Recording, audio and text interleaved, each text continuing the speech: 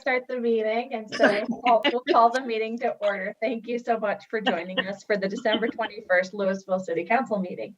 I'm Mayor Ashley Stolzman, and because of COVID-19, our meeting's being held electronically and is being recorded. To request permission to speak during public comment periods, an attendee must raise their hand by clicking the raise hand icon that you'll find at the bottom of your panel. Attendees who are calling in by phone can dial *9 and we'll see a raised hand appear on your behalf. When I acknowledge the member of the public and our city clerk on YouTube, please tell us your name, your address, and whatever you'd like to tell us. Each person will have 3 minutes for their comments. If you'd like to speak on another topic, please raise your hand again. Thank you for following these directions and helping us to maintain meeting decorum. Could we please have a roll call? Mayor Stolzman? Here. Mayor Pro Tem Maloney? Here.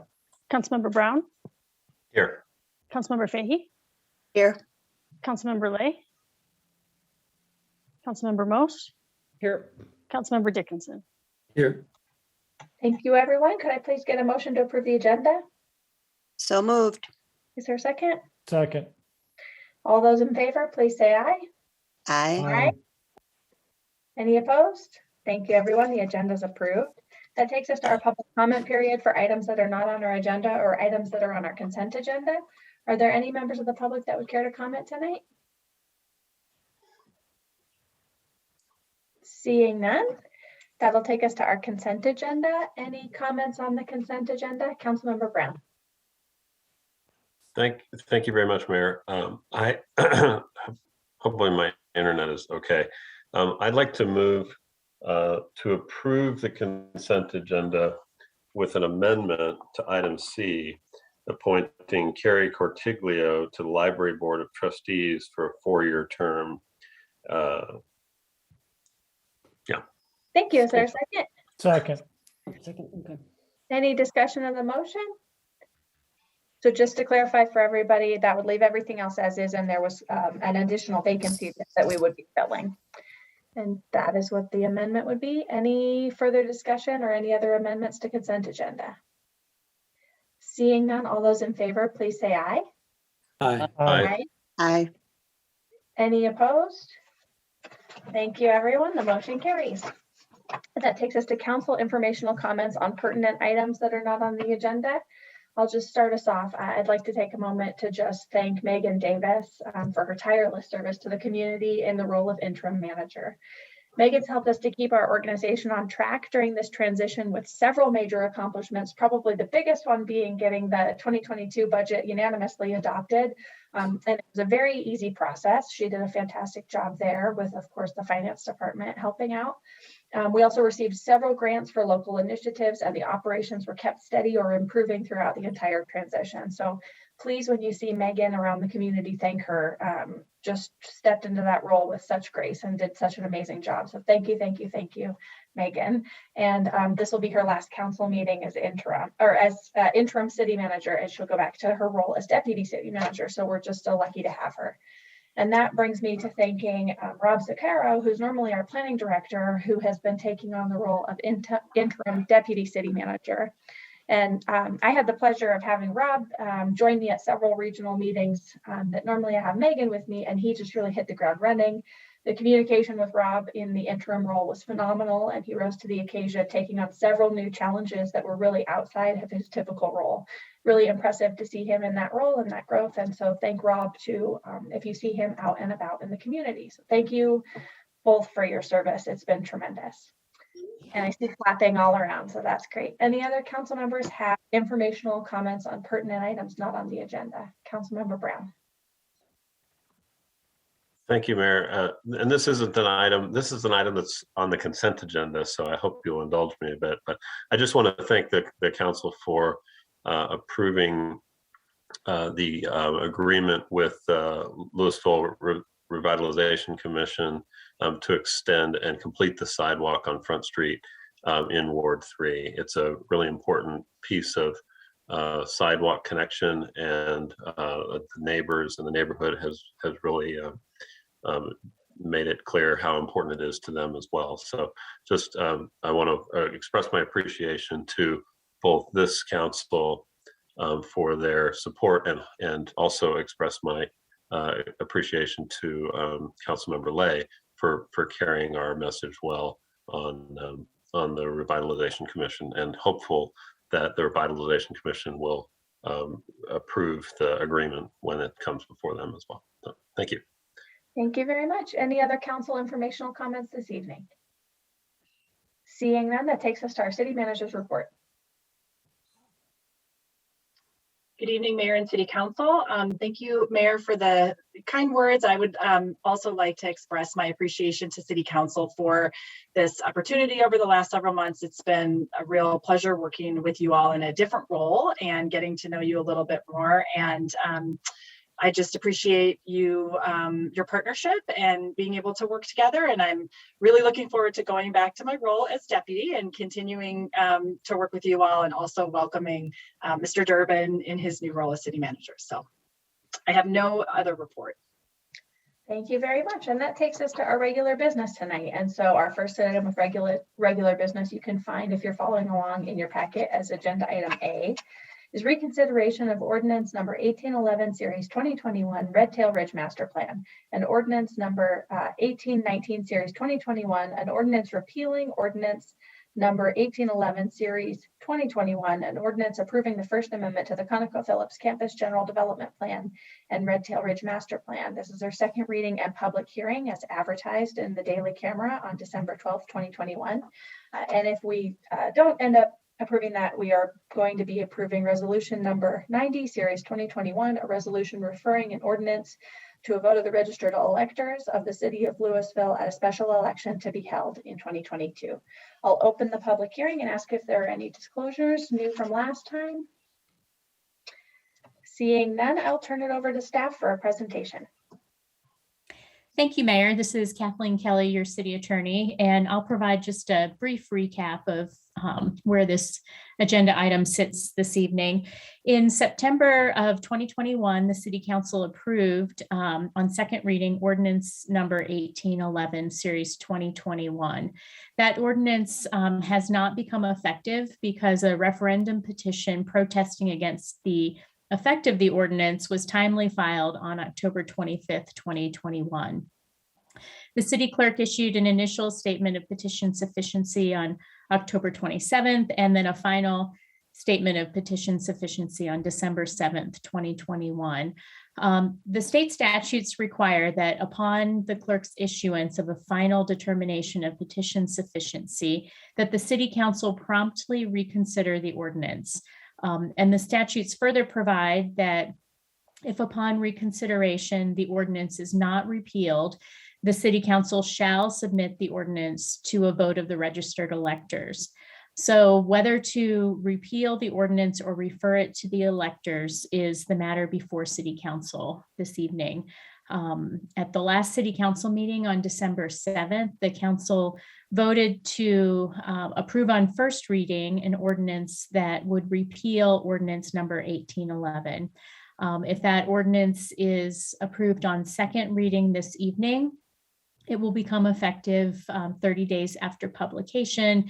And following that, as set forth in the ordinance, which is number 1819, a draft resolution would be returned to the city council for consideration that would deny the underlying land use application. So the question this evening continues to be for the city council to determine whether to repeal ordinance number 1811 or refer it to the city's voters. And I'm available for any questions now or during the council's deliberation on this matter.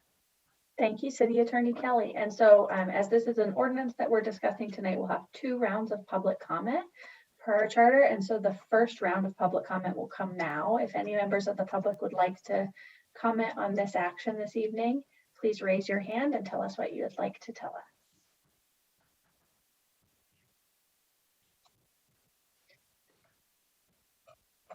Seeing none, that'll take us over.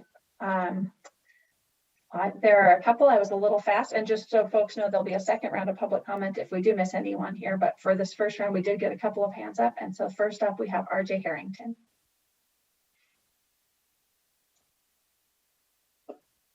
Thank you, Mayor. Hello, Council. neighbors, friends, RJ Harrington, 457 East Raintree Court here in the lovely city of Louisville. Following up from your meeting a couple weeks ago when you sent this to second reading. And mainly I wanted to reiterate the comments that I made and then build on some of the comments that our neighbor Matt Jones had made, specifically through the lens of minorities versus majorities, those that are vocal and those that are not. I think what I've reflected upon and would ultimately submit is that the vocal minority could be considered to be the applicant. They are a minority.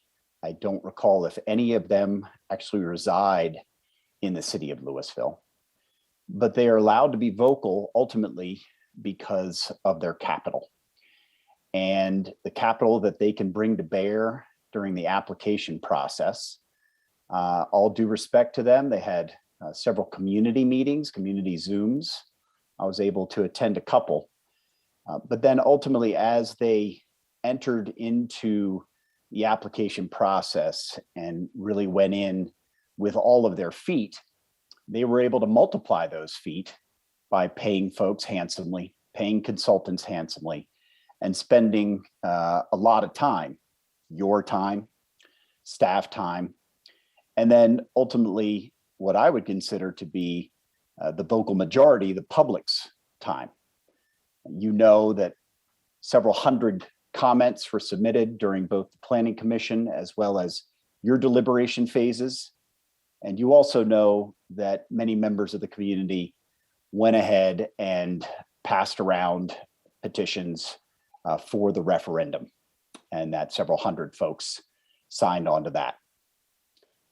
And so to build on what our neighbor Matt Jones said last time, I would suggest that you approve ordinance number 1819 in order to repeal ordinance number 1811, rather than pass it to resolution number 90. I suggested last time I was a little bit torn vis-a-vis public process, but I think now what Matt said last time is specifically evident. We don't need additional divisiveness in the community around this issue. Of course, if you approve 1819, that will throw some more powder on the fire. But I did and have heard many comments across the community in the last several weeks that we don't need the additional expense of a special election. And really, we just need to think amongst one another as human beings that care for our environment and care for this community. Thank you. Thank you. Next, we have Sherry Summer.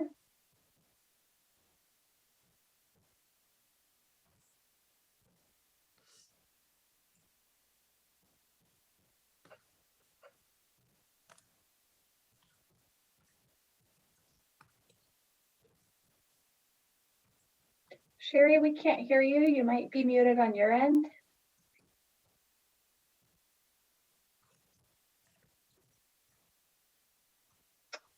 We still can't hear you.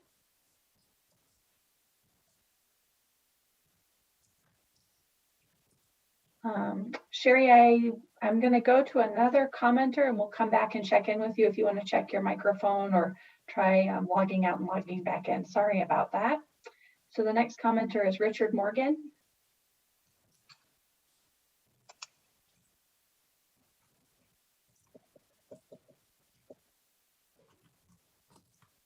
Richard, you might be muted on your end.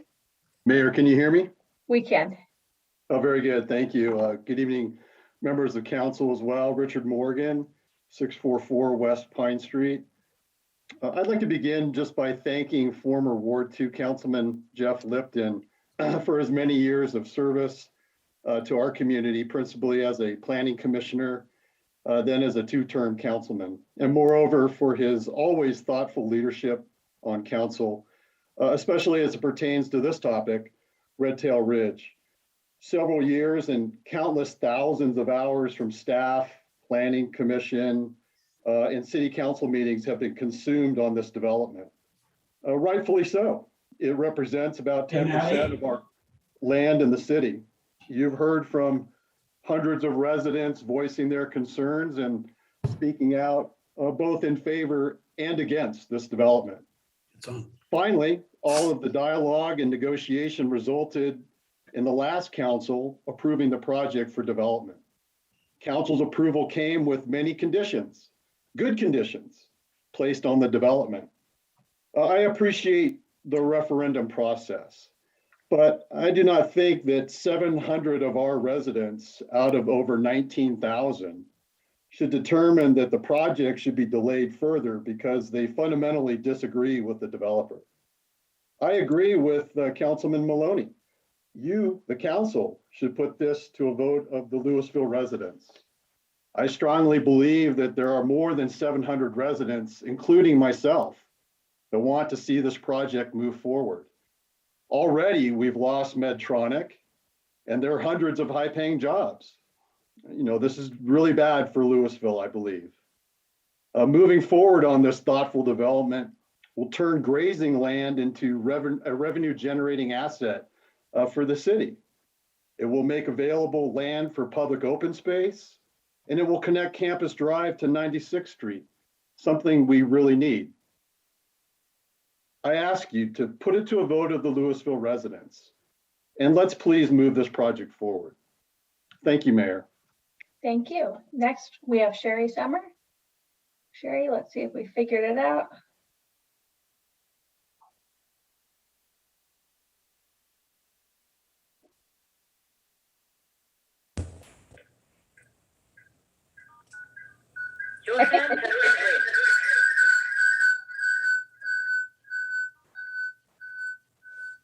Meredith, if you could, instead of unmuting the Sherry Summer, if you could unmute 8226.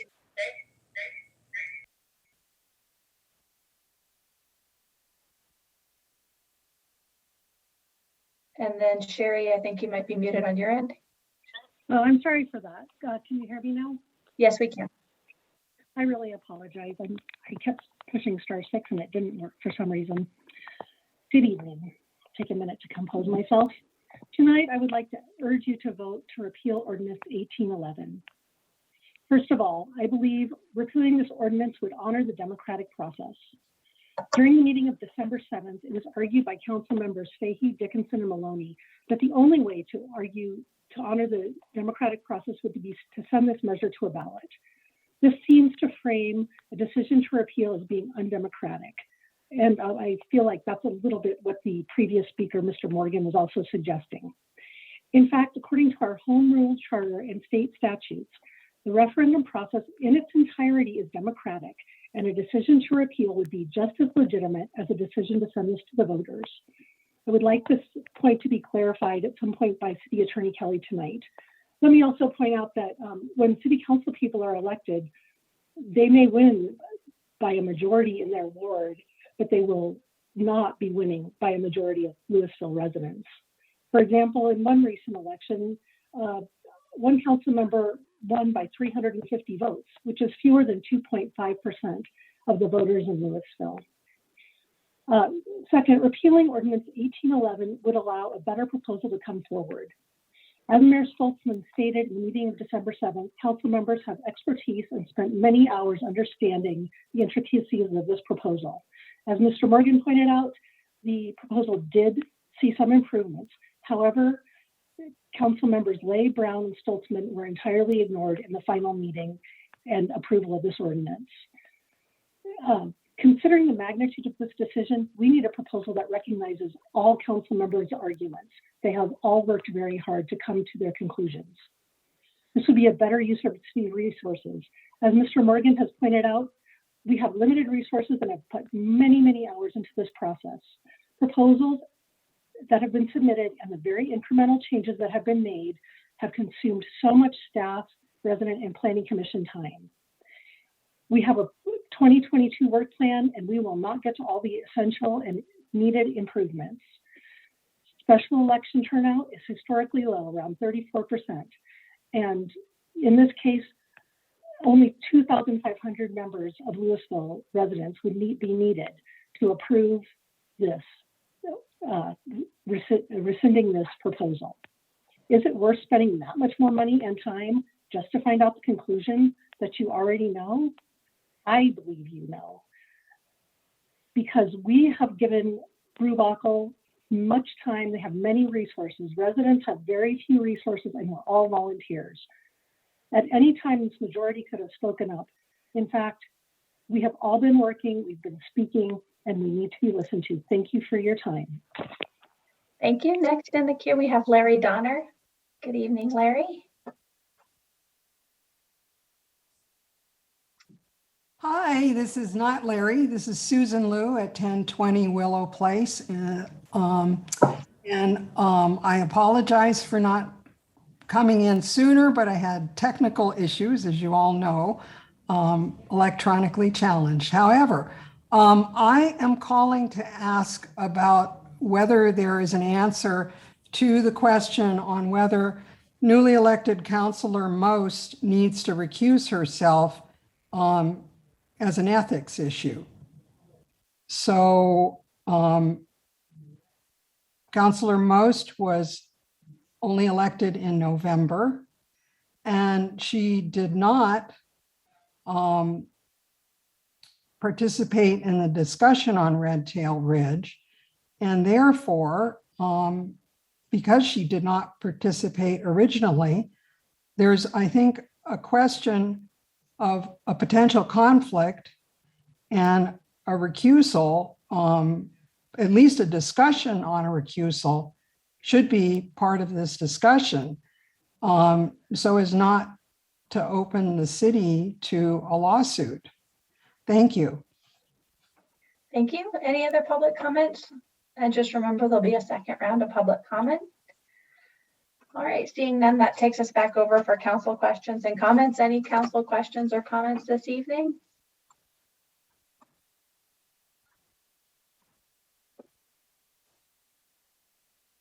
Seeing no council questions or comments, Councilmember Lay. Yeah,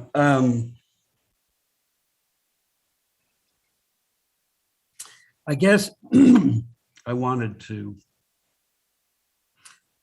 talk a little bit, and I do want to hear the second round of comments from the people. But I have, last week or 2 weeks ago, we talked about which path we were going to take. Were we going to take the path of sending this measure to a referendum vote? Or are we going to repeal the ordinance amending the GDP? And I spoke at some length about the various reasons, both for one or the other of the potential decisions, and indicated that I thought it was a pretty close matter. And I think principally on the grounds that it was going to be less divisive and that it would be less expensive, suggested that the path of repeal was the better path. And all of us voted in the end, and that vote was 4-3 in favor of, at least on first reading, in favor of an ordinance repealing the amendment that had been approved back in September. And so that's where we were after the last meeting. I have spent a lot of time thinking about this since then. And I guess I wanted to say a little bit about what I'm thinking. First, this is a collision of 4 different processes.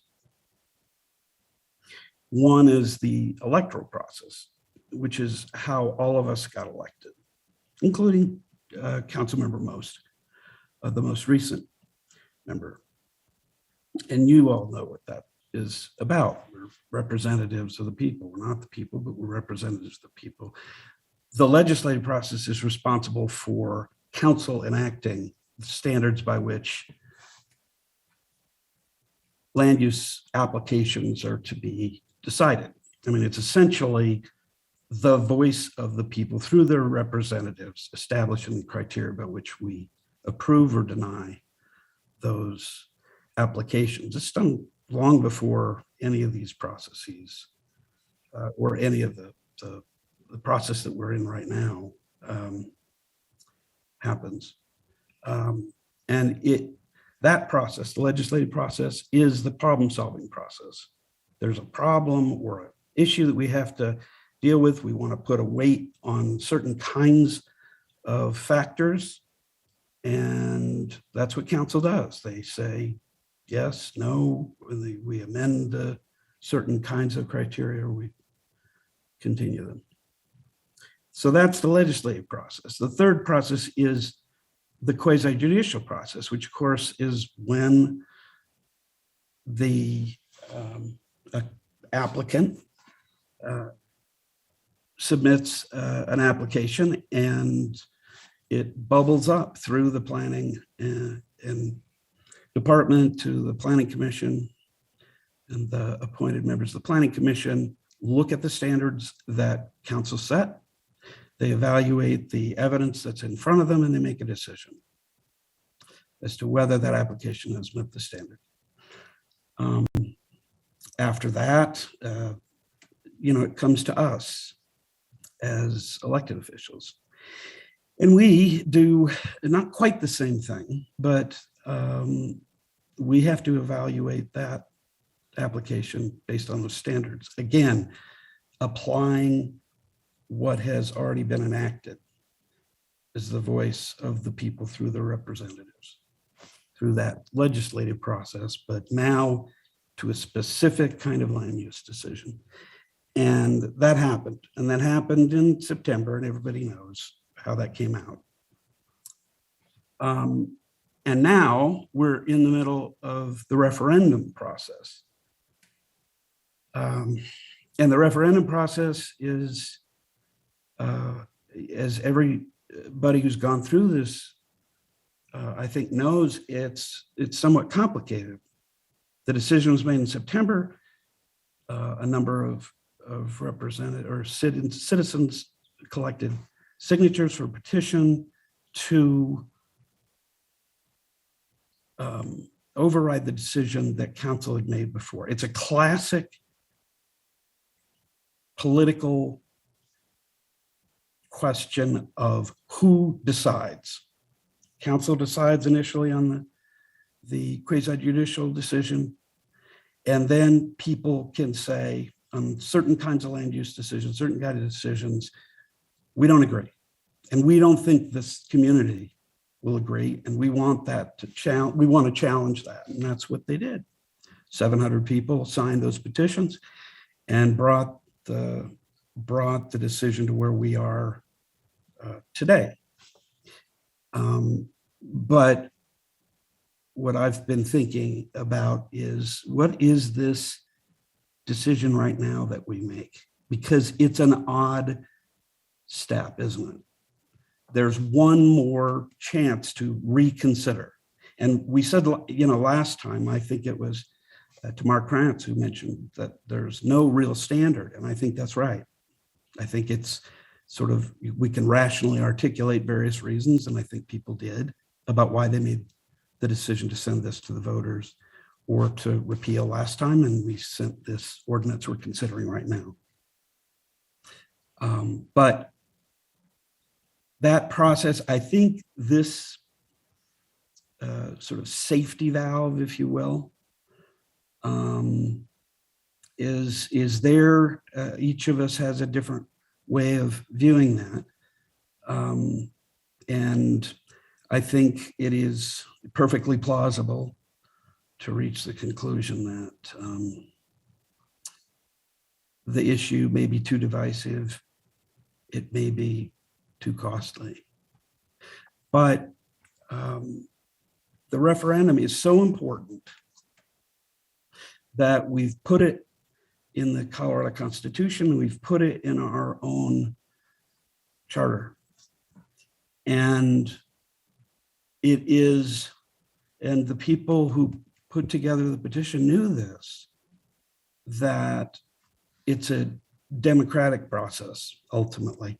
It's, do the people in Louisville agree with what council did back in September? That's if this went to referendum. That's what the petitioners asked for. Now, the way I looked now at the initial decision or the initial vote that I cast, and I'm reconsidering now, is that I think that the decision to repeal is actually putting me, or the vote to repeal, is actually making a decision that the people should be, their will, if you want to think of it that way, should be kind of estimated, or we ought to make the judgment that I think more people than not, more people would vote against what council did in September than would vote in favor. Well, I don't know that. And the public, the strong set of emails and other very strong opinions that got before council then and since that time, but particularly before that quasi-judicial decision, are not, were very persuasive, I think, concerning the application. This is a different issue now.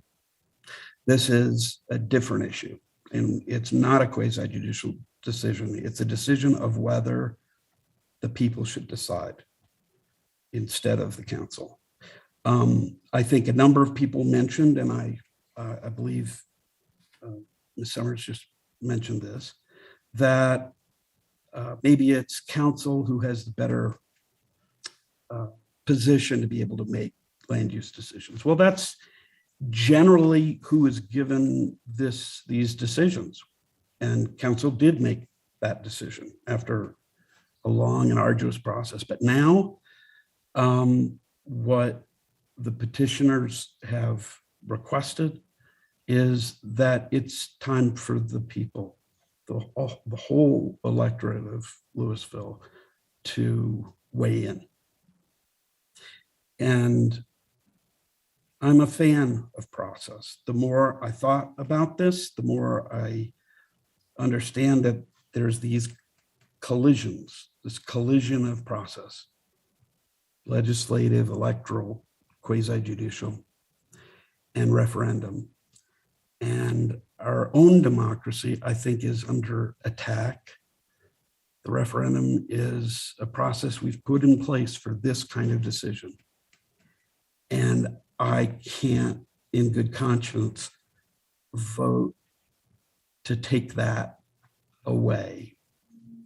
And so I'm not going to be supporting the decision to, or the ordinance to repeal. Thanks. Thank you. Councilmember Brown.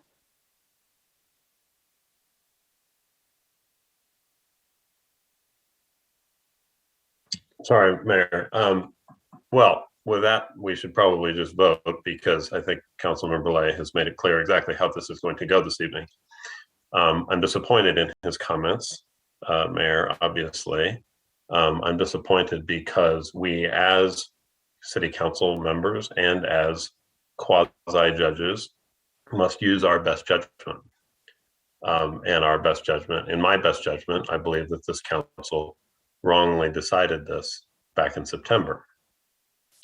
I also would question and make sure that there was no additional information that anyone on this council received, either from staff or from the applicants or from the public over the past week.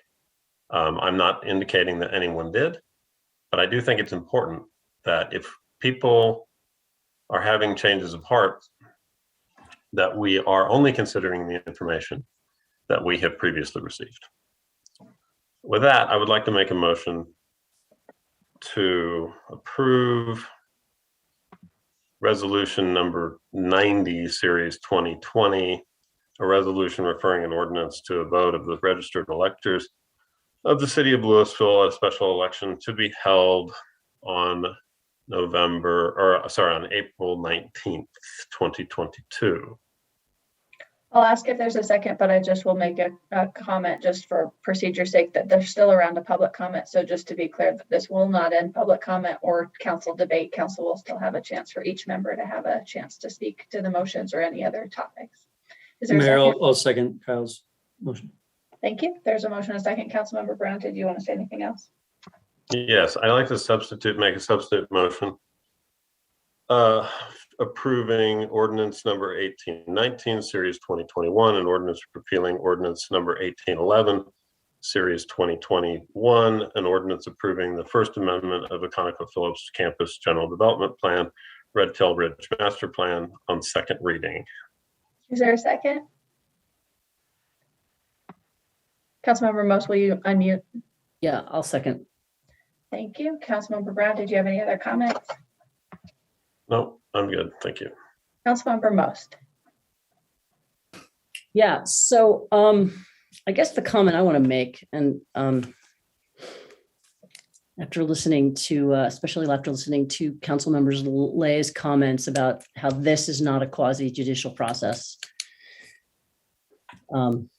considering the referendum, I have to say, I actually believe that the fastest, least divisive path to resolving the issue at Red Tail Ridge is approval of this referendum. If you look at the timeline that we're looking at for an election, which is, I believe, April, and the process that's going to be involved with that, and I, in spite of the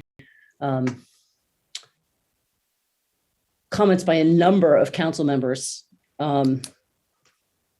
I think that it is reasonably obvious where this vote is going to go, even if it does go to the city.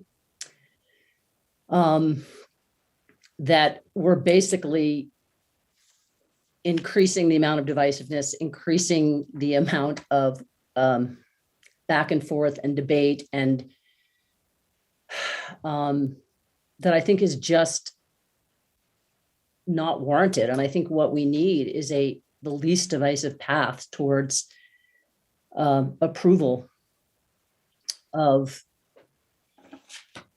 a proposal.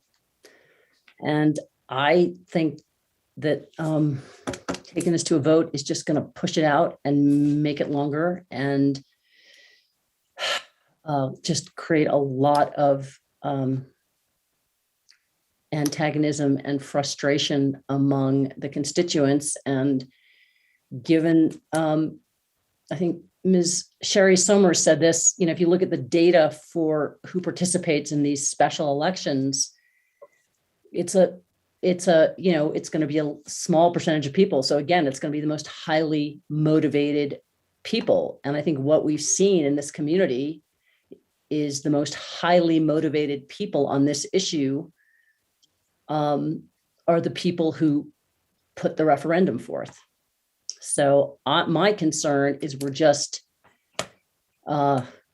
prolonging the inevitable and making it much worse for the community. And as a city council, we have a responsibility and an obligation to look at the overall impacts on the community and on the city staff and on our looking at our fiscal responsibility in terms of expenditures. And so I just feel like it's very unfortunate that we're going to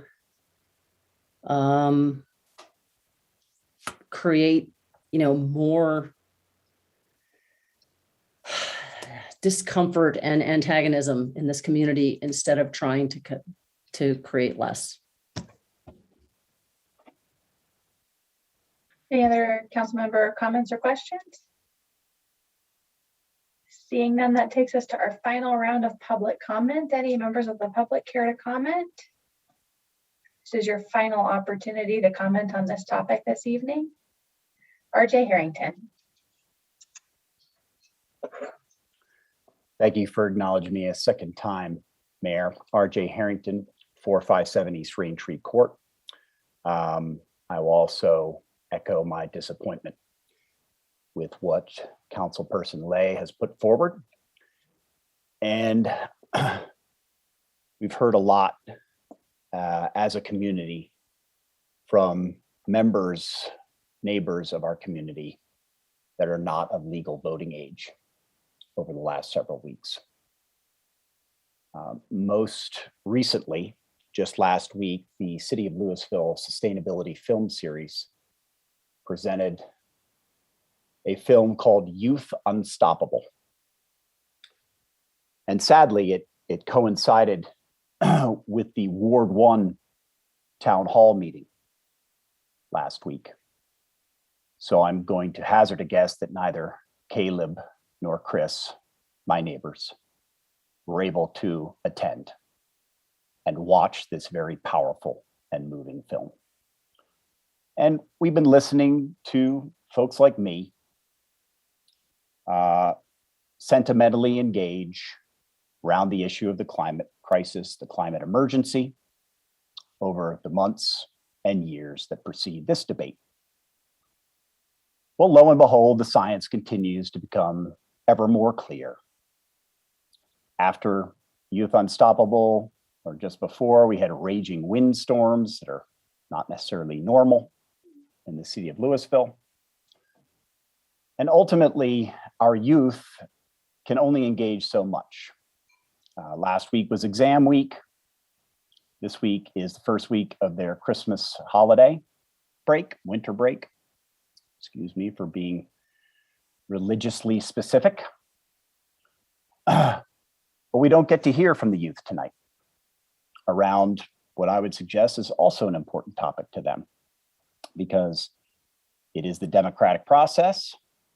The referendum has been mentioned as part of the democratic process, but ultimately comes down to what the applicants will and will not do. And they have described what they will do is to bring additional climate destroying infrastructure into their GDP. Now, that fossil gas extensions, those are subsidized. I believe City Council has been sent the most recent RMI report.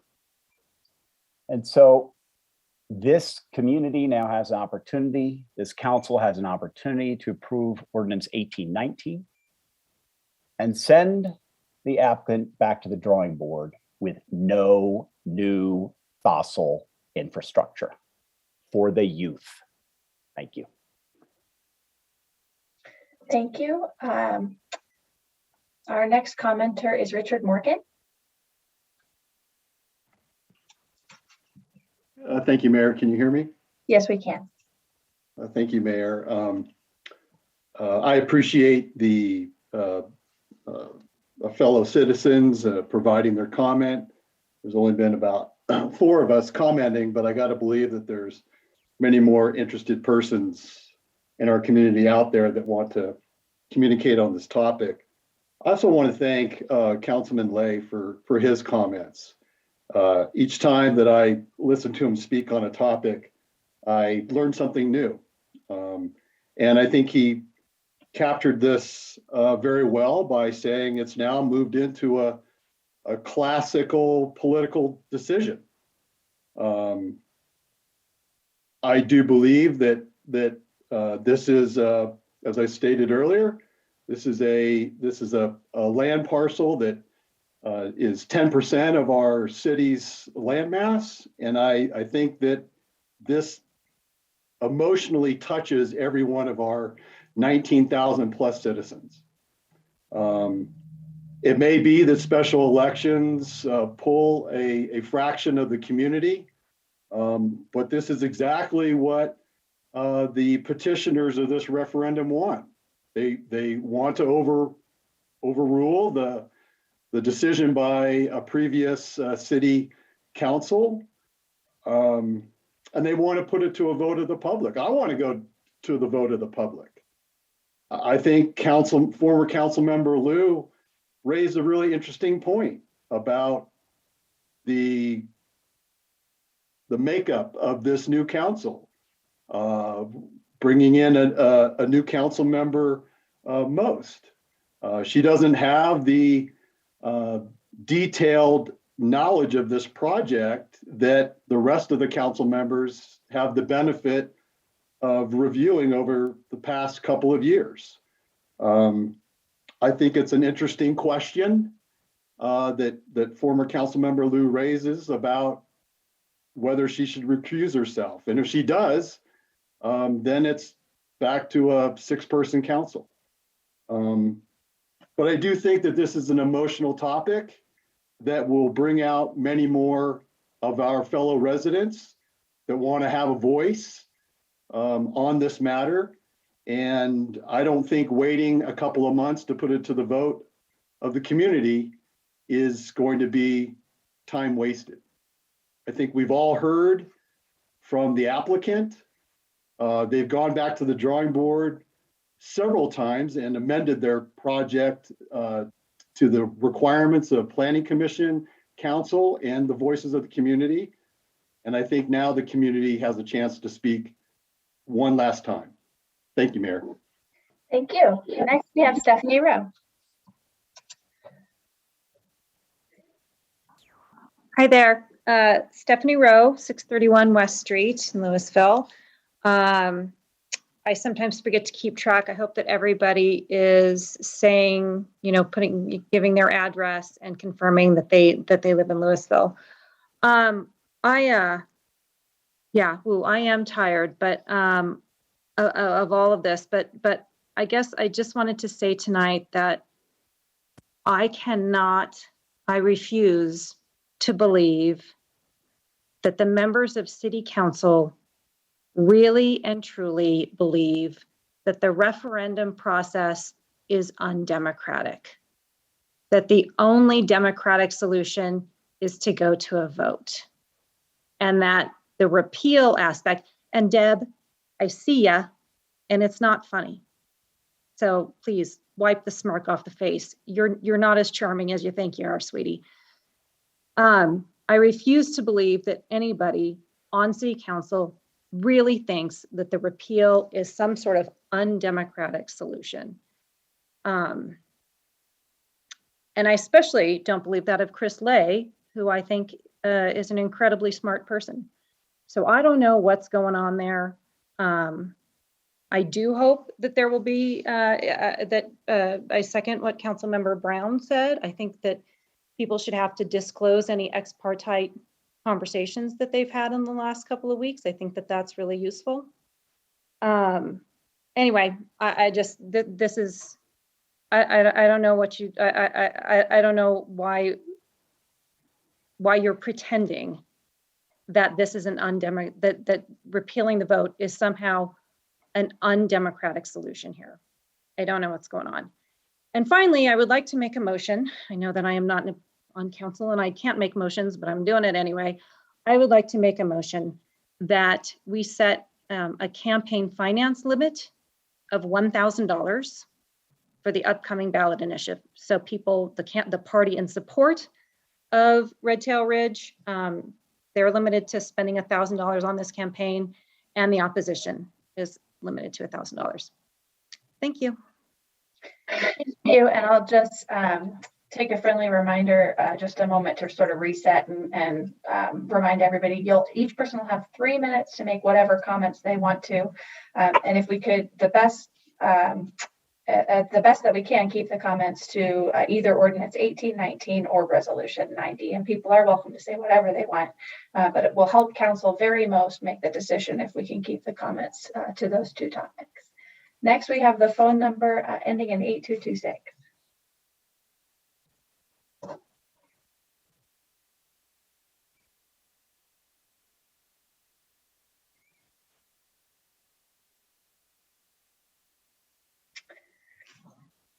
There we go. I apologize for that again. Can you hear me? Yes, we can. Thank you. I apologize. I wanted to, this is Sherry Summer, 910 South Palisade Court, and I wanted to correct the record. I think that I was misunderstood, and I heard some issues raised that were not quite correct, and so I'd like to clarify that. Councilmember Lay stated, he quoted me correctly in saying the expertise of council decides, but he missed my main point. And my main point is you are all experts. This decision to approve this proposal was one vote in majority. There might have been a majority vote, but that does not negate the very excellent points that other council members, including Councilmember Lay, made that were completely ignored.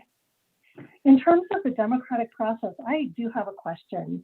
When this proposal was approved, Councilmember Lipton, and I hope that I'm citing this correctly, asked Brubacher what terms that they would like to see. What would they like to see on this site? And they wrote a letter with all their stipulations. And then in the meeting, Councilmember Lipton decided to do a motion, and all of their stipulations were his friendly amendments or his additions. Now, that is confusing to me. They are the applicant. They have not been voted in.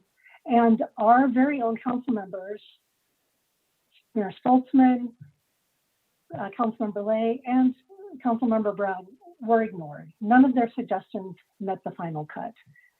That to me seems quite undemocratic. I also have a question for Councilmember Lay.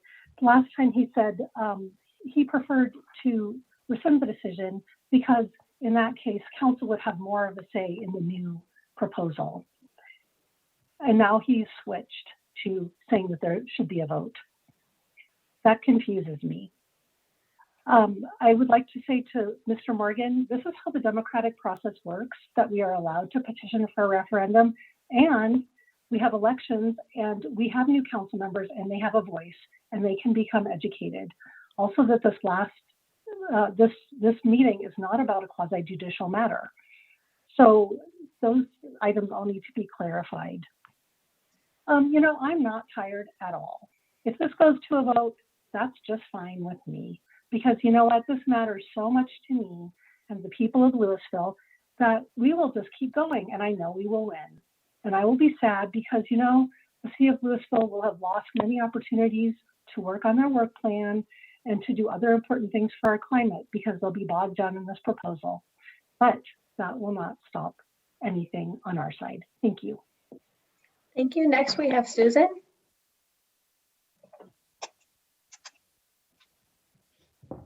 Hello. We can hear you. Great. I too am quite disappointed in the way this is moving along.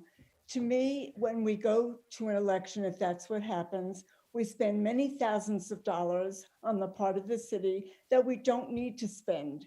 We are all ready to work with the city council and really pay attention to why we are very concerned about the current ordinance as it is. People are very unhappy with it, and we want to work with you. We don't want to ignore what you have done and what you have said. We want to pay attention and make sure that all of the residents are on the same page. So when we go back, we don't have to do it all over again. You're the experts. I know that. I've been a city council person in Louisville. I don't have to go through that. I understand what you're going through. But it's really disturbing to me to hear that now we're going to go to a vote of the people. And if we win, then we go back to square one and we have to start all over again. And if we don't win, then we're going forward with many people being very unhappy with the plan that was put together. I don't understand why we can't join together as a community and work towards answers that we all feel comfortable with, much more comfortable with the ordinance that you guys put together and approved, because I don't think that was a good one at all. I think there are many of us who have really good ideas, both on council and off council, to make proposals, and it doesn't have to cost us many thousands of dollars. So I would really hope that you would, before you move forward to the election, because, we'll do it if we have to. I can do that. I've done it before. But I really would most likely to see us work together as a city council and as residents. To me, that's the biggest win in all of this. Thank you. Thank you. Next, we have Cindy.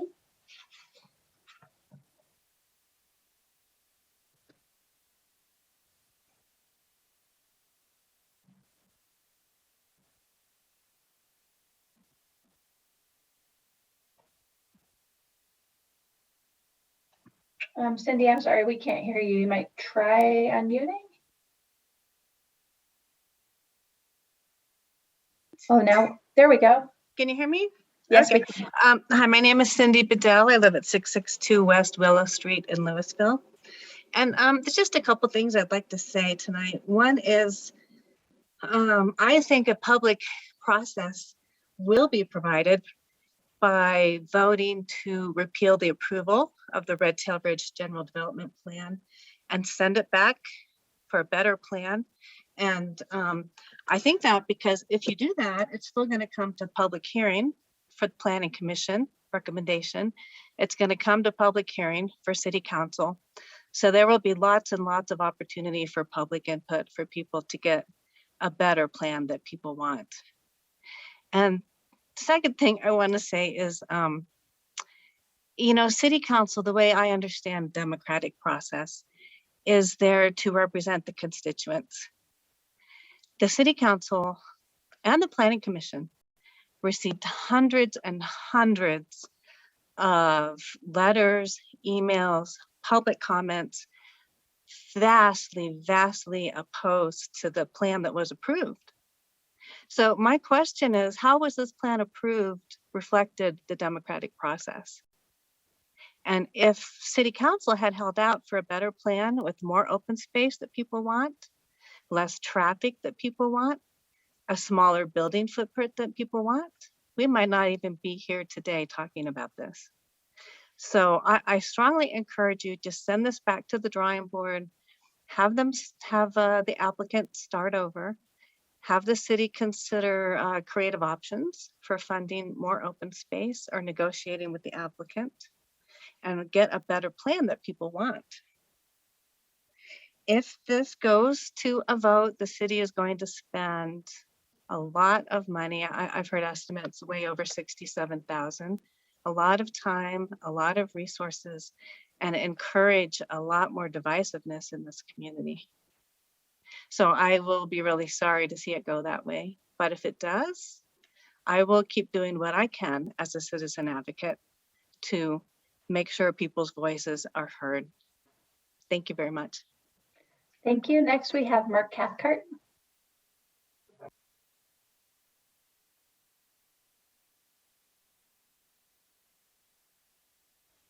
Hello, Mayor. It's Mark. Can you hear me? Yes, we can.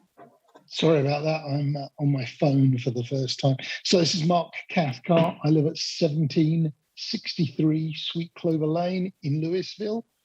I am a voter. I am a citizen. Just to dispel any questions. I've listened to all the comments tonight. I haven't spoken on this topic before because, frankly, I think that I am fairly representative of a lot of citizens in Louisville. We know something is going to get developed there. There was always something there. I really enjoyed discovering the detail about the old storage tech site as someone that came from that business.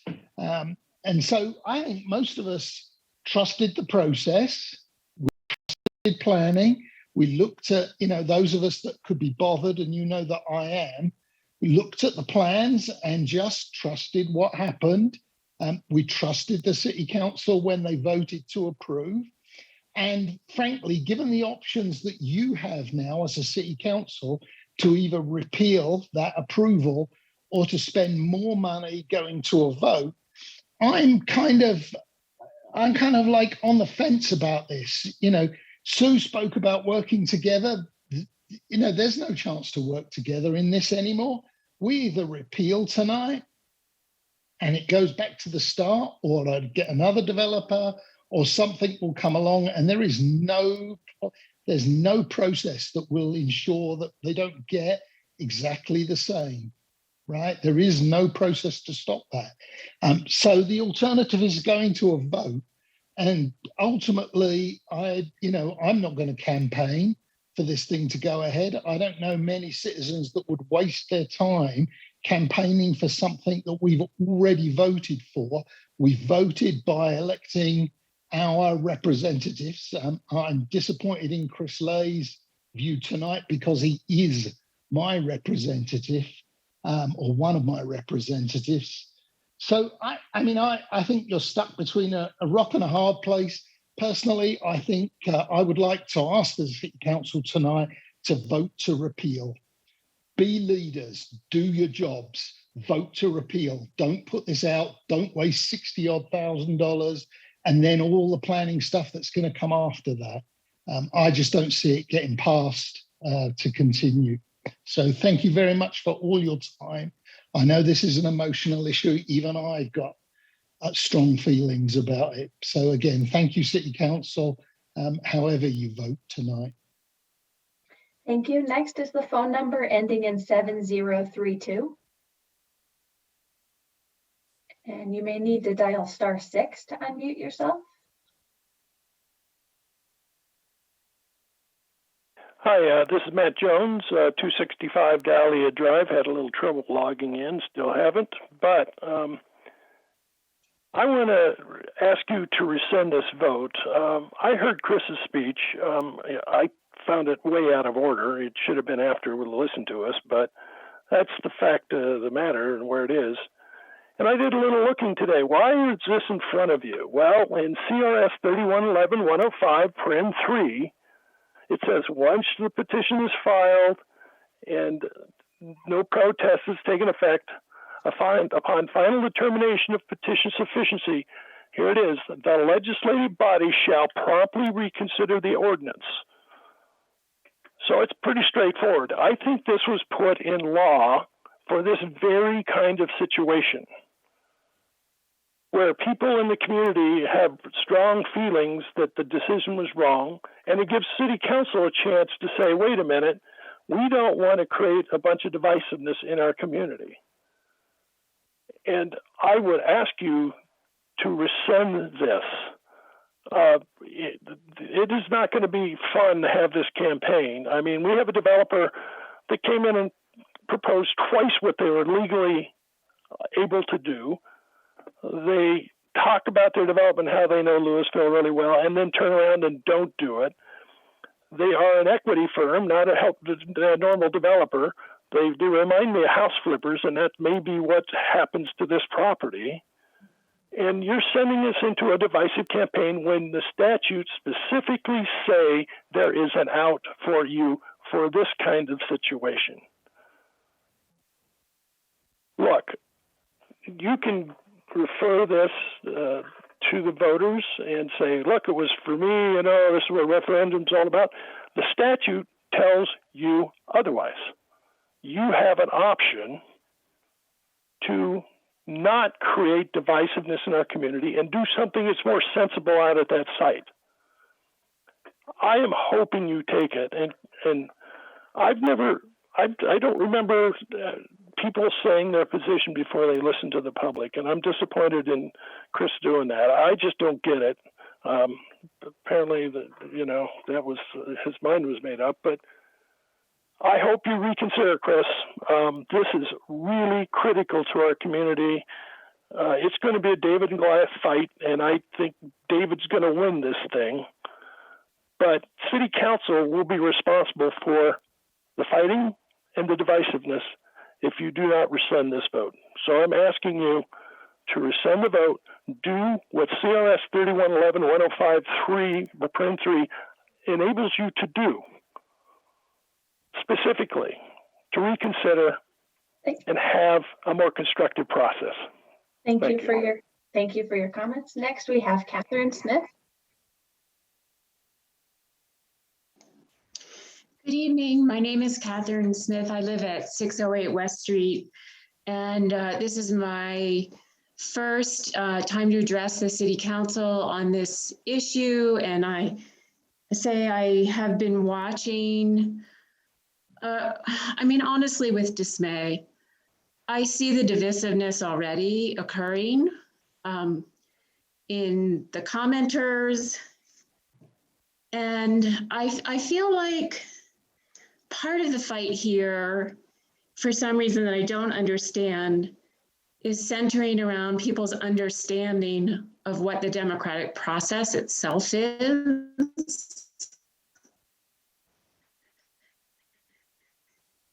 And I think, as Matt Jones pointed out, so is a statutory process. And the process, I think, has to be accepted as a democratic process per se. I reject the notion that our legislature has created an undemocratic process.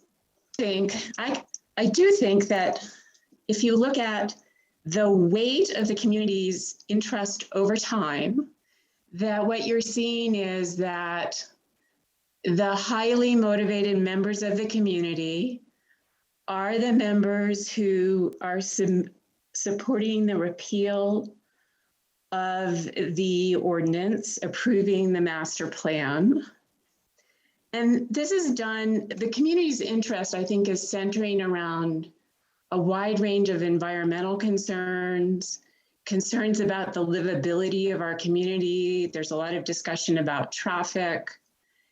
And I think that the community is also looking at the monetary value of the exceptions that the developer was granted, that are granted through an exercise of the City Council's discretion. These are not black and white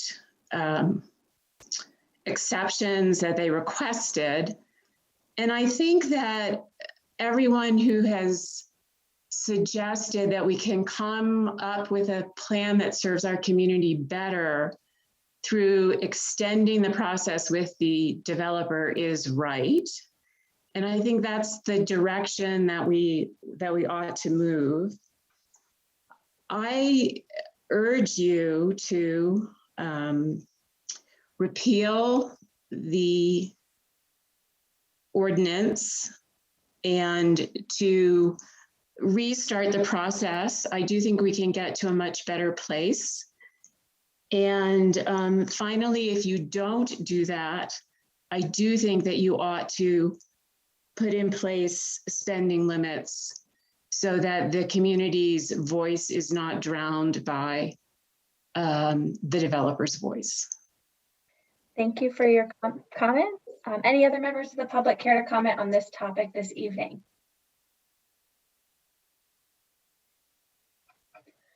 All right, seeing none, that takes us back over for any other council discussion before I'll close the public hearing. Any other council discussion on the topic this evening? Councilmember Brown.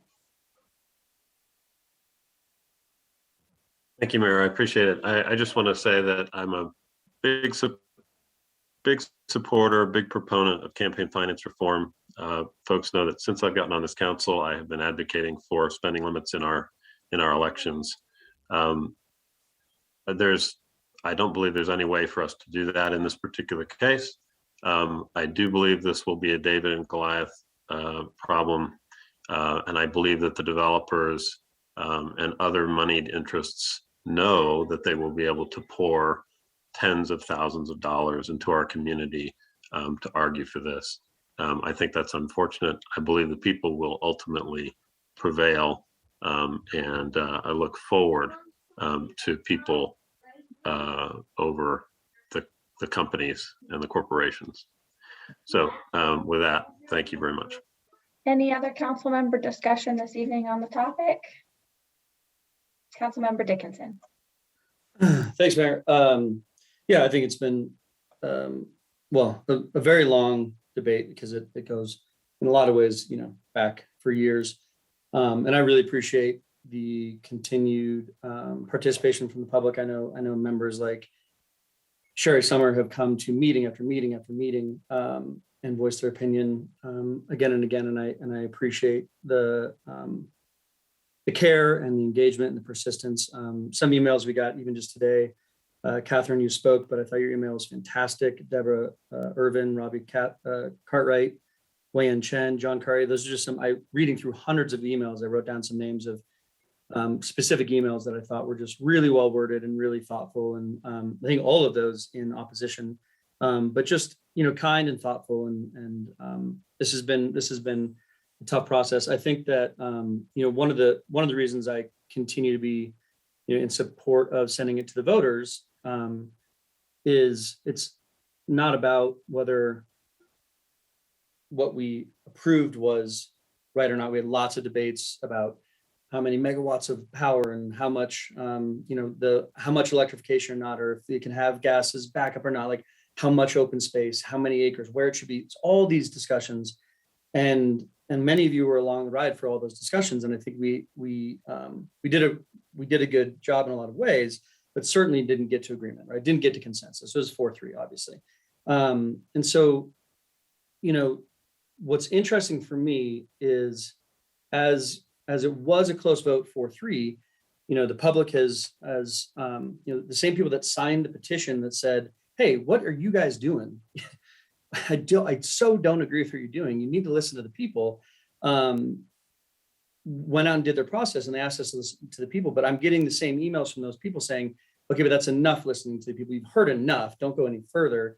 And I get it. For me, it feels like internal inconsistency to ask us to listen to the voters, but then to ask us to make a decision here without going farther to the voters, because obviously that would be beneficial right now.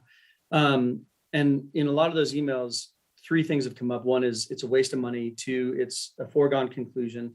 And 3, it will create a lot of division in our community. And I think all of those are valid. Elections are expensive, and this certainly won't be free, and a difficult one at that.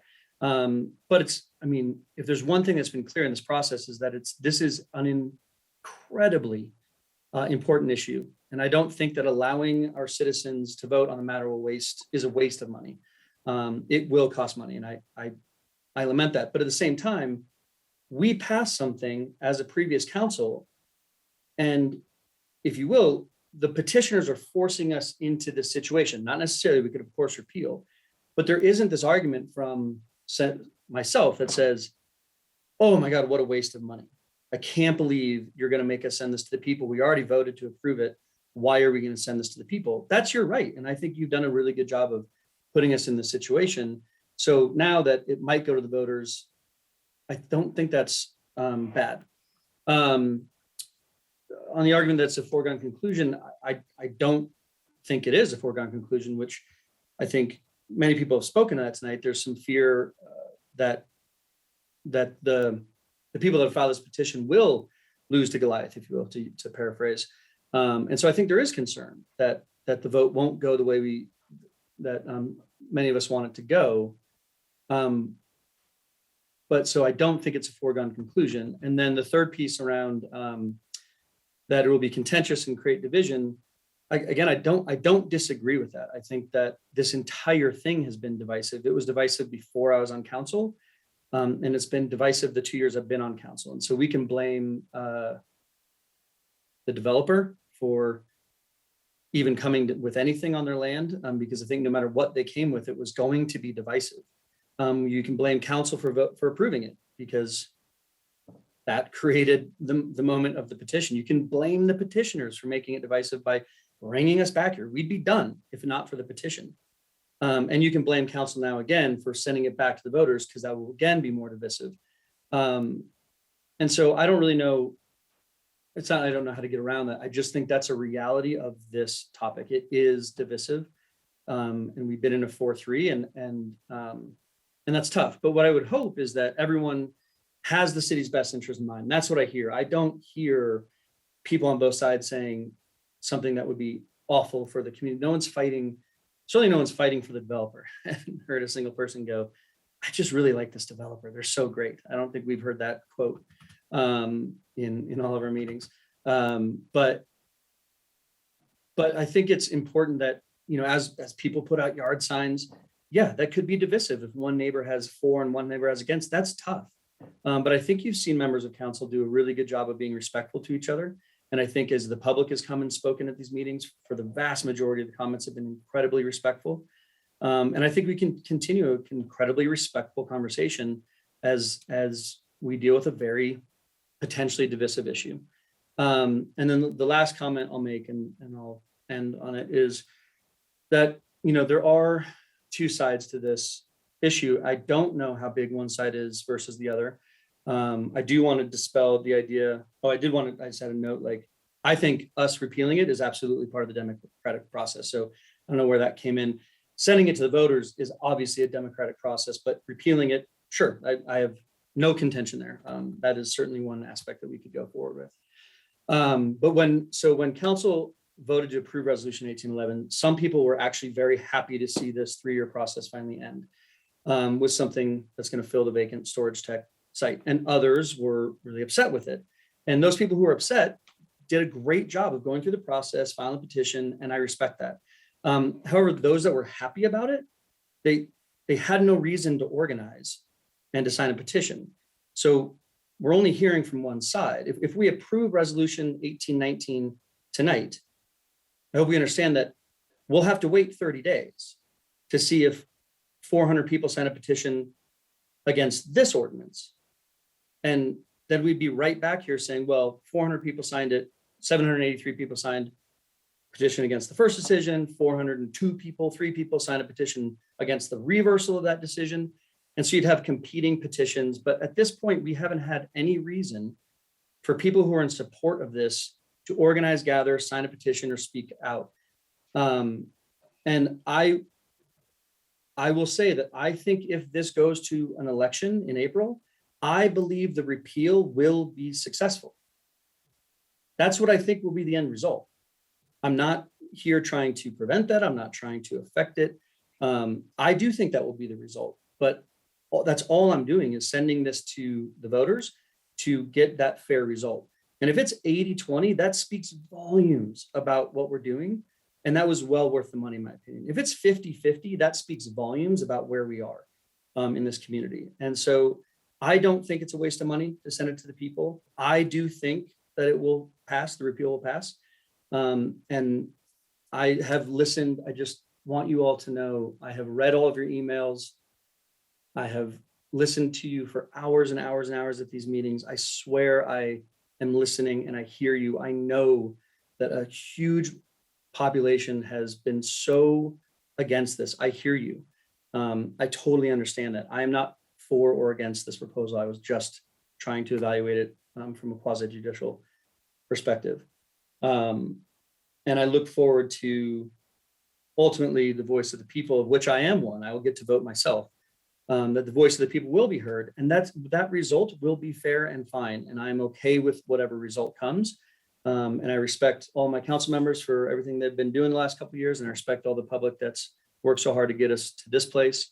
And I hope we can continue to be respectful with each other moving forward. Thank you. Councilmember Most.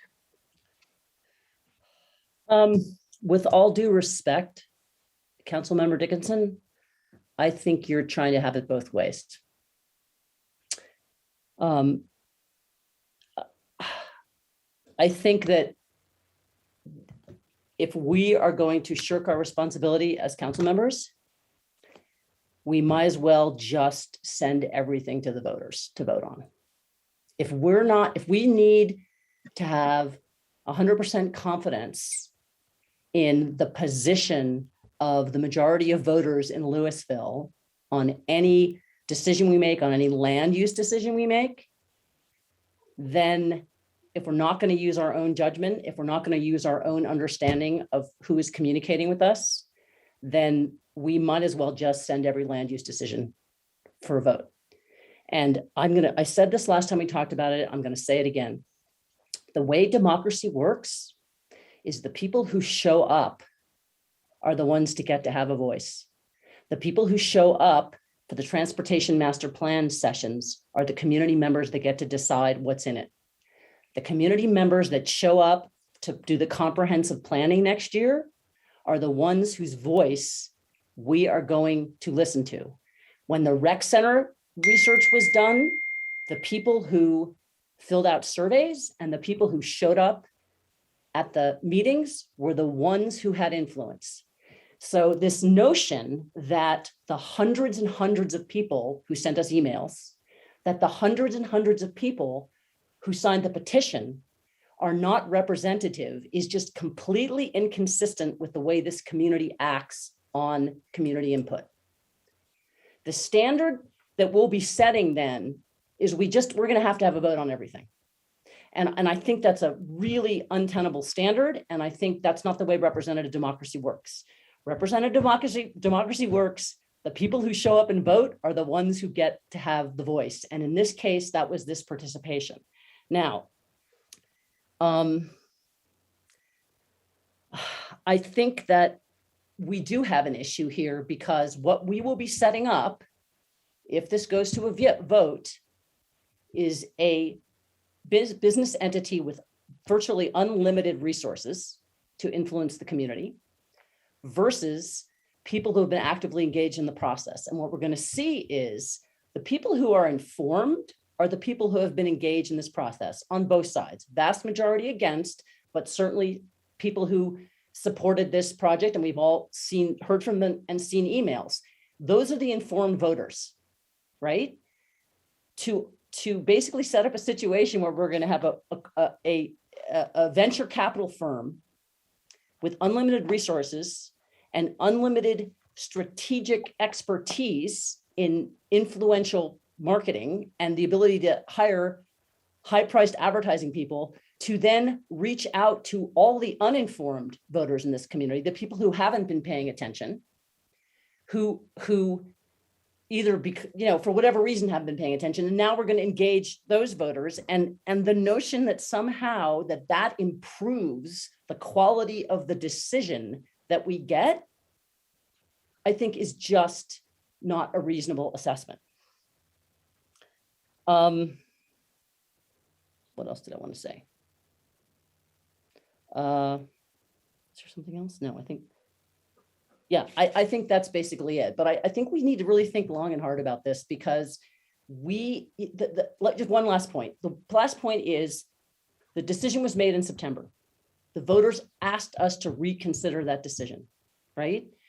If we fail to reconsider that decision again, and as you said, Councilor Member Dickinson, it goes to a vote and it's a pretty overwhelming vote, which is your suspicion. It's my suspicion too, based on people I've talked to in this community prior to coming on the council. What we're telling the community is no matter how many times you come to us, no matter how many letters you write, no matter how much of an objection you have, no matter, if there's a reasonable analysis, and I think that there are different interpretations, and we saw that during deliberations about what was consistent with our comprehensive plan and transportation master plan and ordinance and so on and so forth. We're sending this terrible, terrible message to our community as a city council, right? That we are simply unwilling to move or reconsider when we're being asked to reconsider.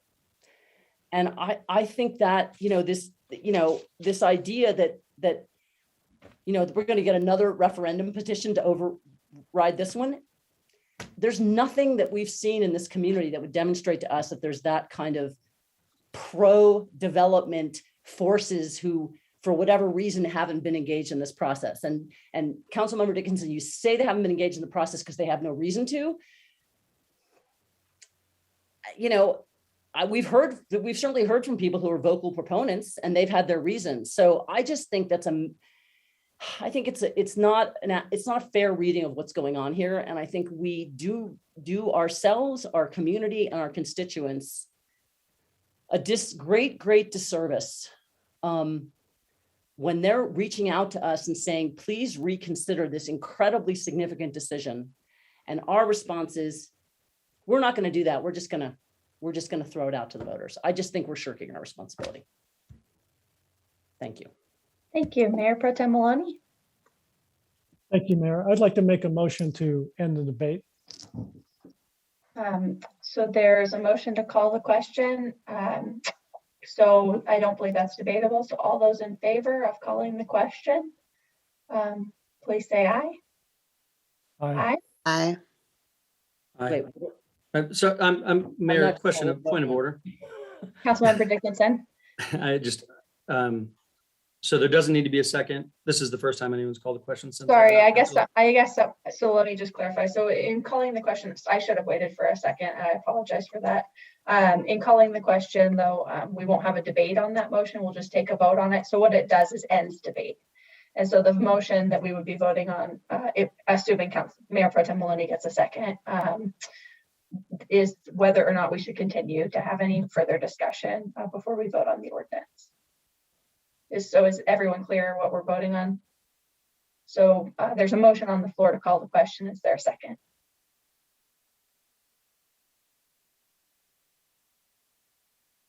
Second.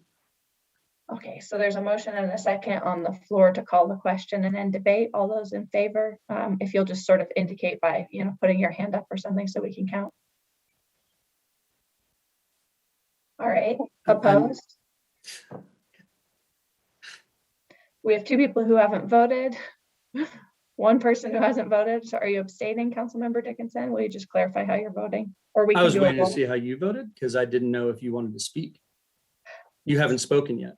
Yeah. And so honestly, I was trying to figure out whether this was denying you an opportunity to speak.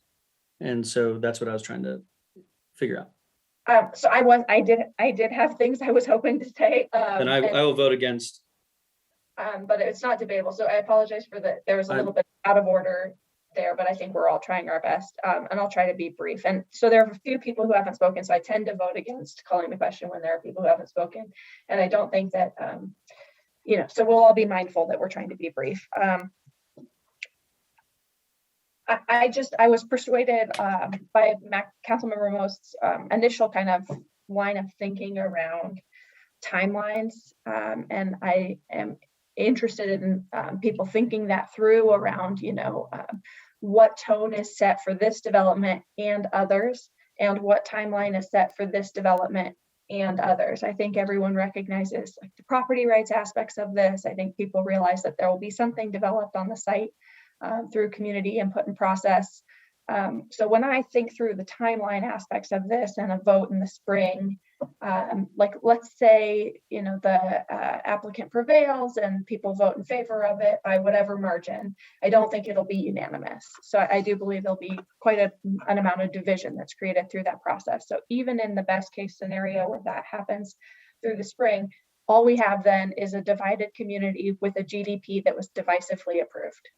So then the very next thing that happens before anything else can happen is a planned unit development has to come forward. And so we'll start all over again.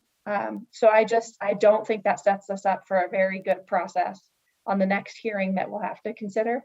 So when I look at the timeline and the results of what could happen, if we reconsider and repeal and make clear findings about the issues that were wrong, that sets up the land use application to be able to come forward with a prevailing land use application because we'll have specific findings about why it doesn't prevail. Then an application can come in and proceed and hopefully have a harmonious reception from the community so that this doesn't just continue to be divisive each phase. And then on the other hand, if it goes to a vote and it is turned down by the voters and they reject it, like as Councilmember Dickinson's, like he thinks it likely will happen just based on the comments we've received, it seems like it won't prevail. So if that happens, I just think that there's this chilling effect on resubmitting an application, other people submitting applications, like look at the timeline that's been created. I think in any case, there's some chilling effect, right? Like in any case, but I think that that has an even greater chilling effect. So I think we have control at this point to try to turn down the temperature on the division and to try to come up with a pathway for consensus around this. And so that's really the basis of my vote on the ordinance this evening. So thank you. Any other comments from folks? All right, Councilmember Lay.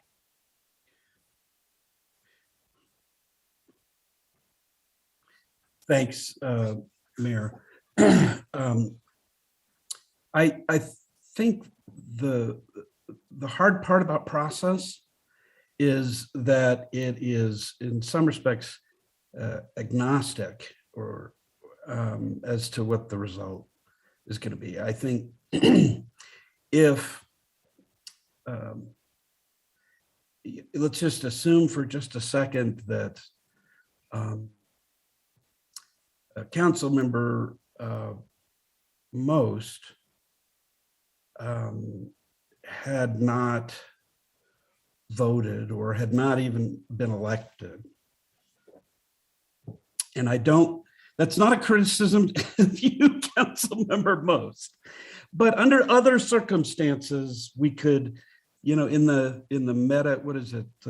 metaverse, there might be a situation. I was on the losing end of this vote, remember? And so if there had not been an initial vote to send the reading or the ordinance we're considering right now to second reading, those in favor of the referendum, people who are petitioning for it, would absolutely want that to go through. And they would have a right to expect that of us. I don't think we're shirking our responsibility. I think, as some people said, we have the ability to vote for repeal. I've outlined the reasons that I think that is not a great solution here. And I'm thinking about the future as well, in those situations where the shoe could be on the other foot. And that's important for us to think about too. That's when it really comes down to it. That's important for me in the vote that I'm going to make. I think just as we wouldn't want to short circuit people in being able to challenge legislation, in some cases we might agree with the result. We shouldn't be changing our view of things just because it might put us on the other side of approval. I think the other thing that we probably do need to think about is that anybody is able to participate in a referendum, to put forward a petition and try to get the necessary signatures. I think there is a cost in process, taking it out of this decision alone and thinking about the bigger picture of making a decision to repeal based on the threat of a popular vote that may or may not end up the way people think. I don't know how it's going to end up, and I don't think any of you do. I think there's good reason to believe that there's a strong support for deciding against or to overturn the decision in September. But there's a lot to be said for an election in this kind of situation. And yeah, it's messy. It's messy. But the issues raised in this application are messy.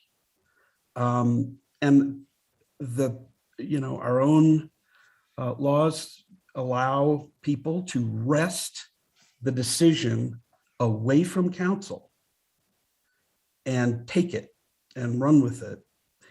And I think that's an important, and I understand the reasoning of the other side. Trust me, I really do. And I thought about it carefully, and I told you what I thought. But I really do think that the right decision here is to send it to the voters. Thanks.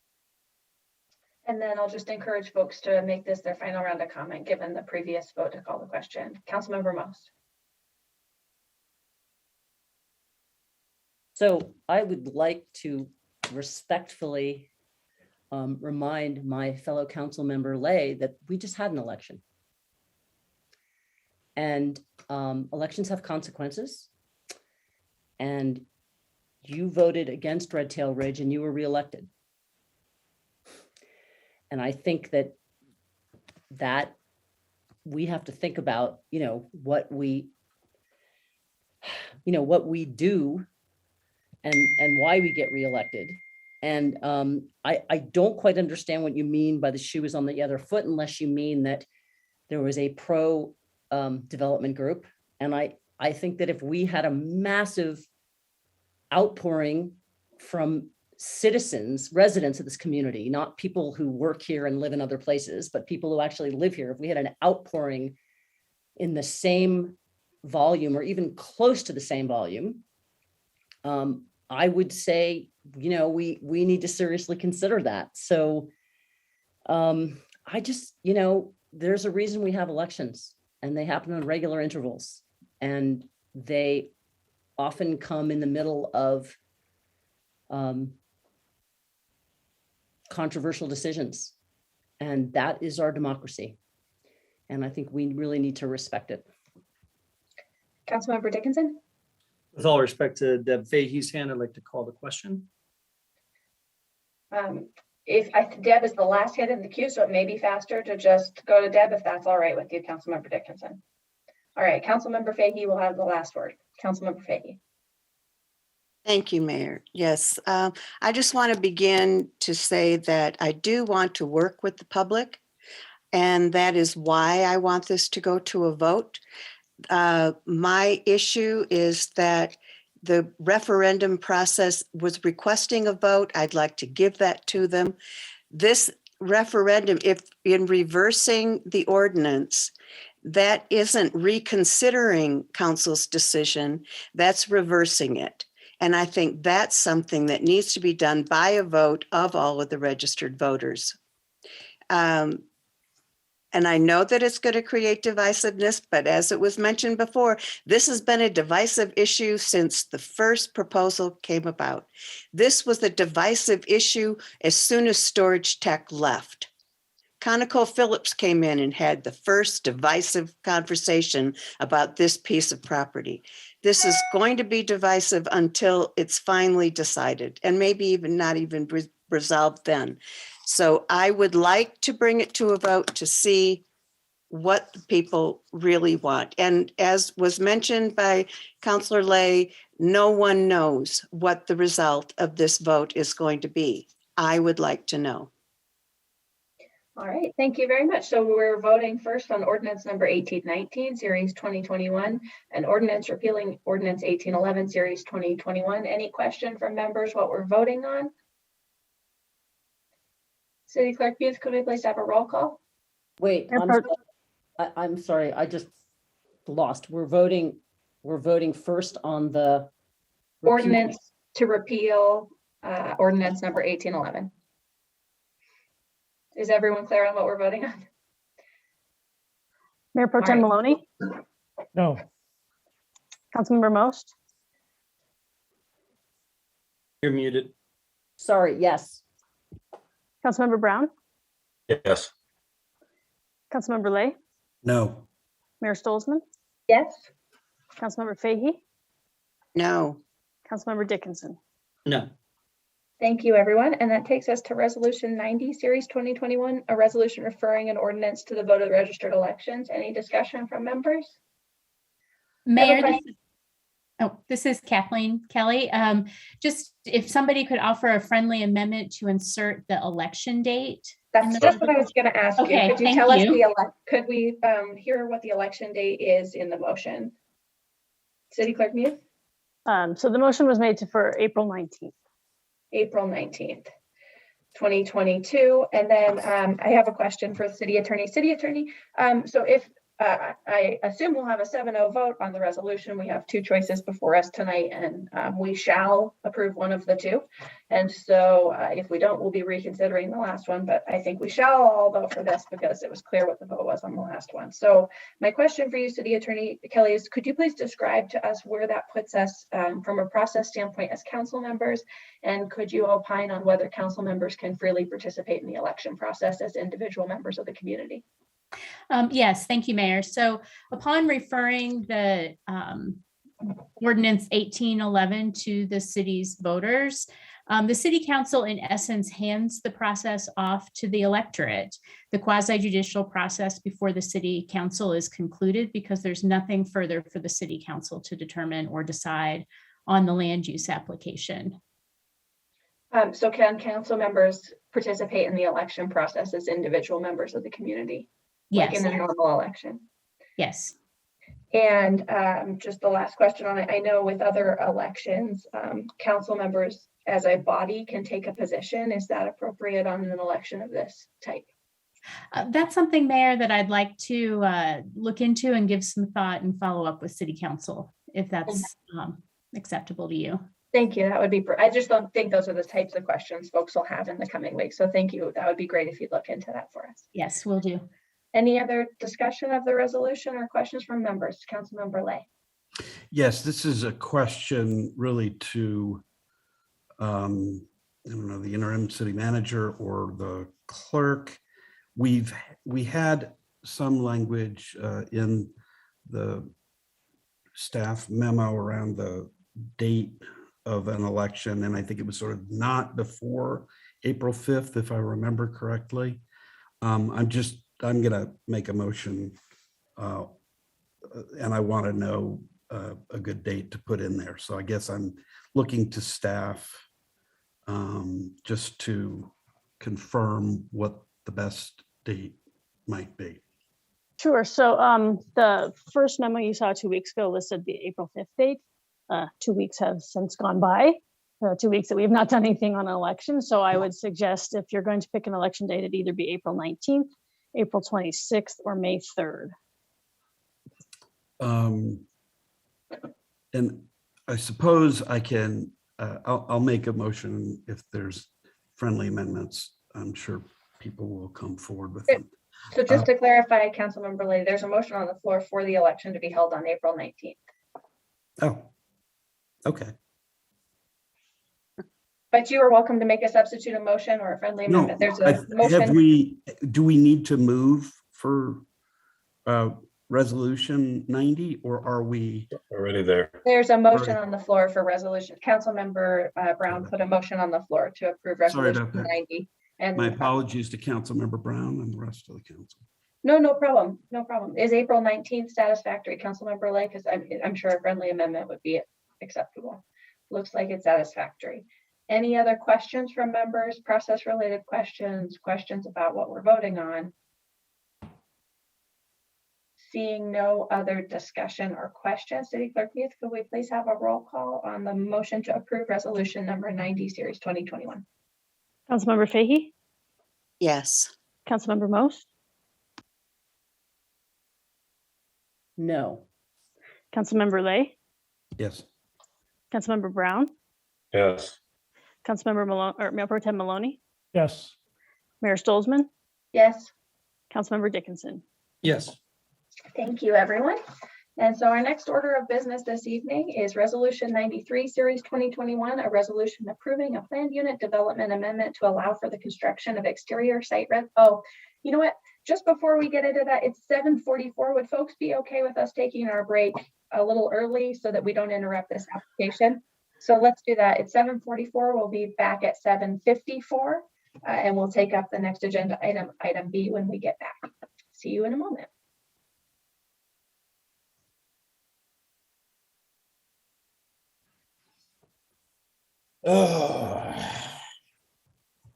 Chris, Councilmember Lee, you're not on mute. Thanks.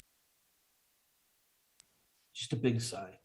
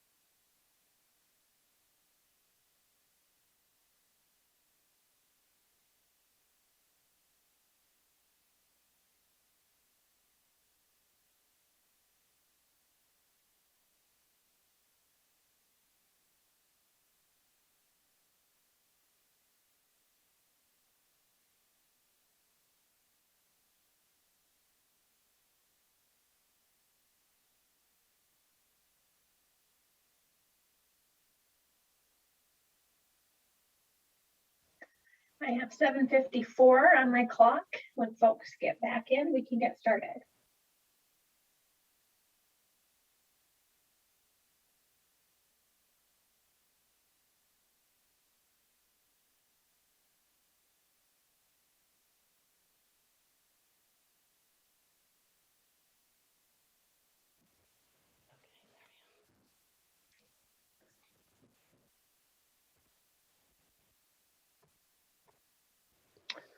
All right, seeing everybody back.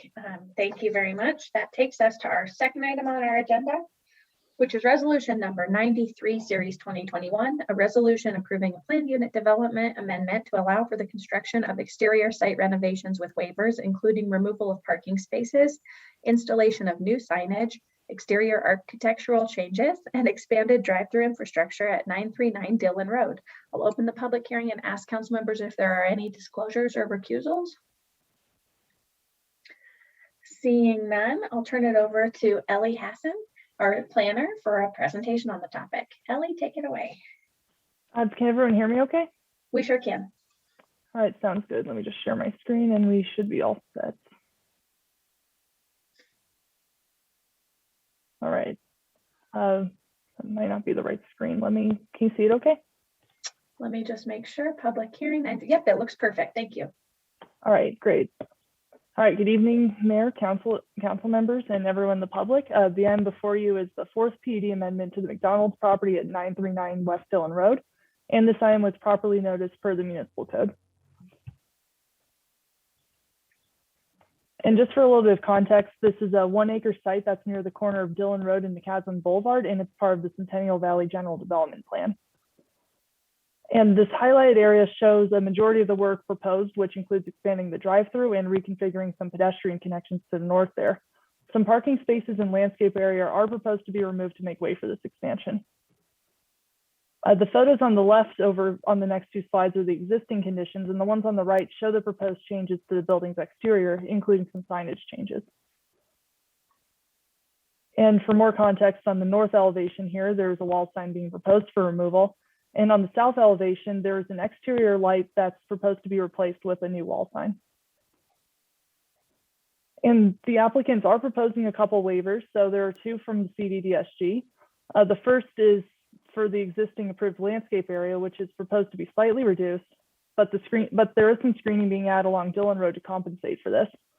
The second is the site is losing 4 parking spaces from the existing 40 spaces to accommodate the drive-through use, which per the applicants makes up about 70% of sales on the site.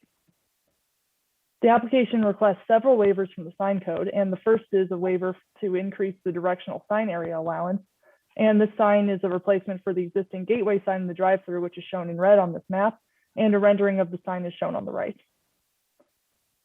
The applicants are also requesting 2 menu display signs per drive-through, where normally 1 sign is allowed, and this helps support the drive-through expansion infrastructure.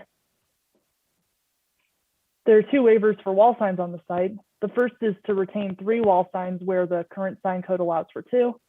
And the second is for a height increase, and the only portion of the sign that would go above the 3-foot height limit would be the M logo in the McDonald's wall signs. And per staff analysis, we do find that the application is in compliance with the criteria in the GDP and is compliant for other regulations through the previously discussed waivers. And based on this information, staff are recommending approval of Resolution 93, Series 2021. And that concludes staff presentation. I'm happy to answer any questions, and I believe the applicants are also on board if they did want to talk during this meeting. Thank you. I see Mr. Hill on. Mr. Hill, did you want to make any presentation or make any comments to us, or someone else from your team? Yeah, this is Robert Palmer with Strategic Land Solutions. I'm a civil engineer and for McDonald's on this project, 2595 Ponderosa Road, Franktown, Colorado.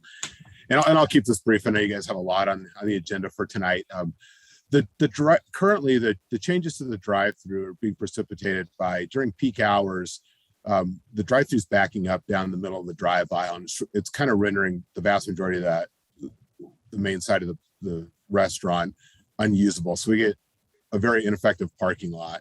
So we have vehicles backing up through the main drive aisle that don't allow new cars to come in or people in the their part to exit. So the changes of the drive-through to pull that stacking back in, create a second lane, and then also be able to move cars through that drive-through faster. So we're asking to lose 4 parking spaces, but the reality of it is the loss of those 4 parking spaces are going to allow the parking lot, along with the other drive-through modifications, to work much more efficiently. And so it's kind of some lose to gain almost on those parking spaces. We see the outcome being able to park more cars in the same amount of time than we would with the additional spaces. And then the exterior finishes and the signages that go along with that are really just McDonald's is always in the process of keeping their restaurants up to date, relevant, not letting them get run down. And that's really what we're proposing and what we're trying to do at this site is just keep it looking nice, keep it relative, keep it from getting dated. And that's really what's driving the changes and what we're asking for today. Thank you very much. Any members of the public care to comment on this application tonight? Seeing none, take it back over for any council member questions or comments. I'd just like to thank the applicant for bringing forward an efficiency improvement. I think this will help serve a lot of the population. I've been past the area during lunch and seen some of the stacking problems, and you're the only game in town, really. And so people are eager to get something to eat and get through there. So thanks for working on this. Councilmember Most? Yeah, I just wanted to say that I think this is, I support this ordinance. I think that, or is it a resolution? A resolution, sorry. This is a local business and they're trying to adapt to changing market conditions. And, I think their signage is a little bit out of whack with what our standards are, but clearly, it's close enough and it's not really bigger than the ordinances. It's just kind of different shaped. And I just think, this is a good opportunity for us to support a local business that's adapting to the market. Thanks, Councilmember Most, and thanks for bringing it back to the ordinances. Just in commenting in my review of it, the waivers do seem to be justified by the offsets they've provided and the additional landscaping. And I do appreciate that the new wall sign on the south actually eliminates a light that currently doesn't comply with the CDDSG. So it'll make better use of the lighting on that side of the building as well. So thank you. And thank you to Ellie for the careful review of our standards. Mayor Pro Tem Maloney? Thank you, Mayor. The comments made by Councilor Most and the mayor, I agree with. This is an important business for the city of Louisville. It is very busy. I've seen it backing up. There's times I've even seen it back up to the private drive at certain times of the day when I've gone through there. So I think these are important improvements. I do like the fact that some of the landscaping issues are being addressed as well. So I'm certain staff was involved in those discussions to try to address some of those. With that, I will be supporting this as well. Thank you. Thank you. Is there a motion from a council member to move things along this evening? Councilmember Brown, you unmuted. Yes, thank you. I'll go ahead and move the adoption of resolution number 93, series 2021, and just and I'll wait for a second. Sorry. Is there a second? Second. Oh, thank you. And I'll just say that I find that this application meets the requirements and that the waivers are justified. Thank you. Any other discussion from folks? All right, City Clerk Muth, I will close the public hearing, and City Clerk Muth, could we please have a roll call on the motion? Councilmember Lay? Yes. Mayor Stolzman? Yes. Councilmember Dickinson? Try the space bar, didn't work. Sorry. Yes. Mayor Pro Tem Maloney? Yes. Councilmember Most? Yes. Councilmember Fahey? Yes. Councilmember Brown? Yes. Thank you very much, everyone, and thank you. We'll see you soon. And next up, we have ordinance number 1820, series 2021, an ordinance amending titles 4 and 14 of the Louisville Municipal Code concerning regulation of open space and parks. This is our second reading and public hearing as advertised in the Daily Camera on December 12th, 2021. I'll open the public hearing and just remind everyone that we asked staff to bring back this ordinance change for us to address some of the confusion over sledding in the past. And so this looks like it should address our issues, and I'll turn it over to our city manager, Megan Davis, to give us any more background. Thank you, Mayor. I think you covered the general gist of this. I just would highlight a couple things with regards to this ordinance. First, removing this prohibition does not eliminate our ability to address any impacts to open space, regarding ecological protection and good stewardship. We still have those provisions in our regulations to be able to do so. And also, we typically, our rangers are not necessarily enforcing around sledding, but we do want to move this forward and have the ability for them to educate people as needed if there are impacts around it. So thank you very much. Thank you so much. Any members of the public care to comment on this evening? All right, seeing none, take it back over for council questions and comments. I'd just like to thank council members for working to address this cleanup issue. This is the final round of public comment on this ordinance. Any members of the public care to comment? Seeing none, take it back over for council. Councilmember Fahey. Thank you, Mayor. Yes, I just want to thank staff also for the wonderful job they've done on this. It was pleasing to me that they even brought it forward, and the way in which they did it was very efficient and helpful. And so I will make a motion to approve ordinance number 1820, series 2021. Is there a second? Second. Very good. It was seconded by Councilmember Most. Any other discussion of the ordinance tonight? Seeing none, I'll close the public hearing and ask for a roll call vote on the motion. Councilmember Fahey, Yes. Councilmember Lay, Yes. Mayor Pro Tem Maloney, Yes. Mayor Stolzman, Yes. Councilmember Most, Yes. Councilmember Dickinson, Yes. Councilmember Brown. Yes. Thank you very much, everyone. The motion carries. Next order of business tonight is discussion and direction on our Old Town Overlay Diagnostic Report. I'll turn it over to Lisa Rich, our interim planning director. And thank you, Lisa, for taking that role for us in this period of time, and take it away. Absolutely. It's been my pleasure to do so.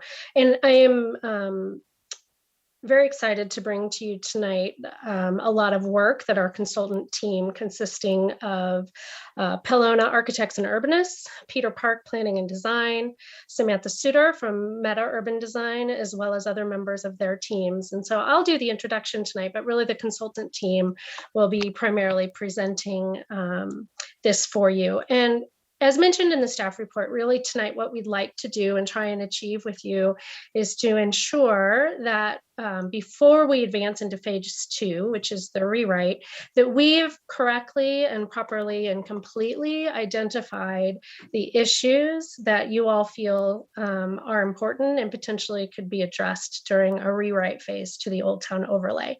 So, we might, while tonight's discussion might dabble into potential solutions, we really would like to try and primarily focus on the issues at hand, just to make sure that we've correctly identified those. And so with that, we'll go ahead and pull up the presentation. I'll do a first couple slides, and then our consultant team will take it away from there.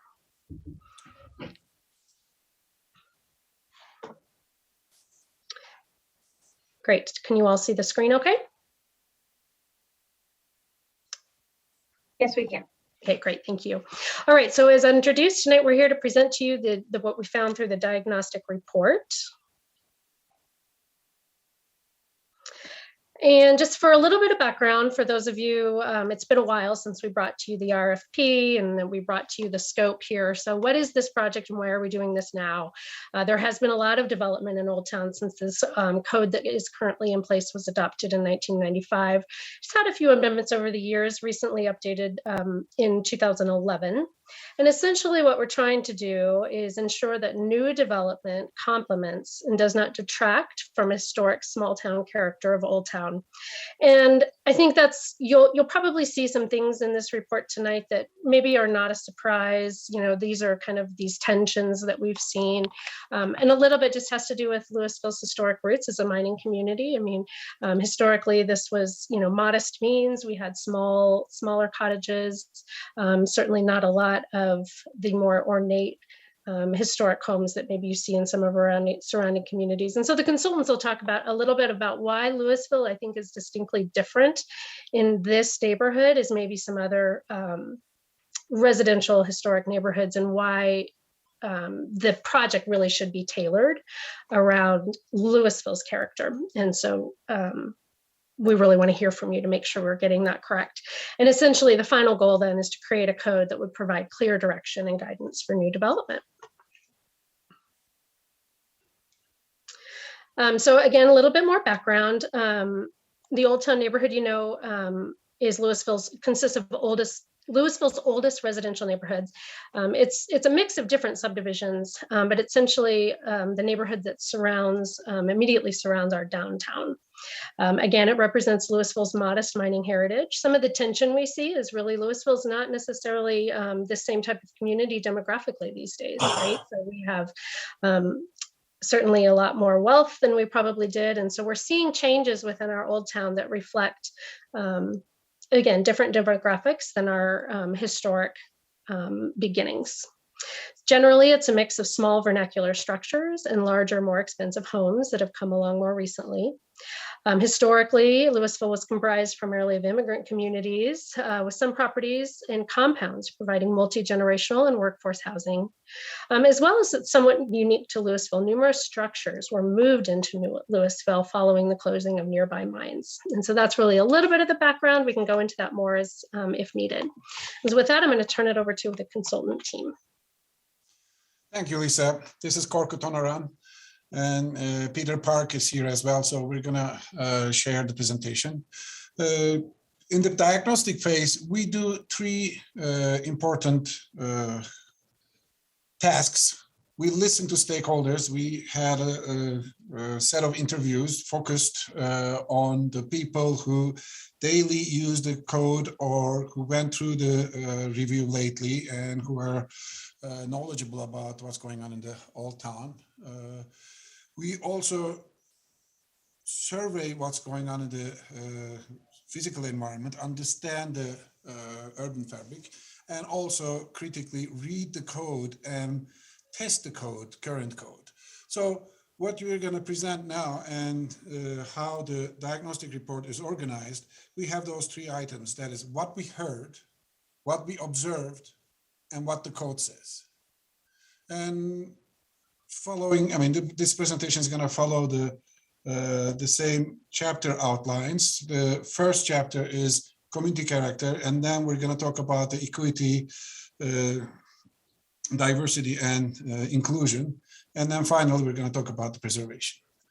So what we heard in terms of the community character, we asked the question, the comp plan talks about the small town character, unique character of Louisville. We asked the question, where do you see this the most in terms of the old, within the Old Town district?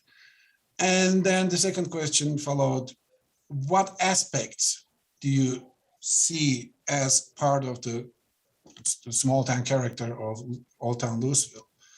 And what we heard, diversity was the most acknowledged characteristic. It's friendly, the buildings are street oriented, you can recognize the person sitting on the porch if there's a person, or that, proximity created that friendly environment. That was something we heard. People talked about the porches. And then when we, walked the street and observed the fabric, we realized that there are 4 distinct building prototypes. And the mixture of these building prototypes make the diversity of this particular environment. The first prototype, we called it single-story Old Town Cottage, which is a very interesting, unique to Louisville because of our understanding is that the mining character, there are a lot of small cottages.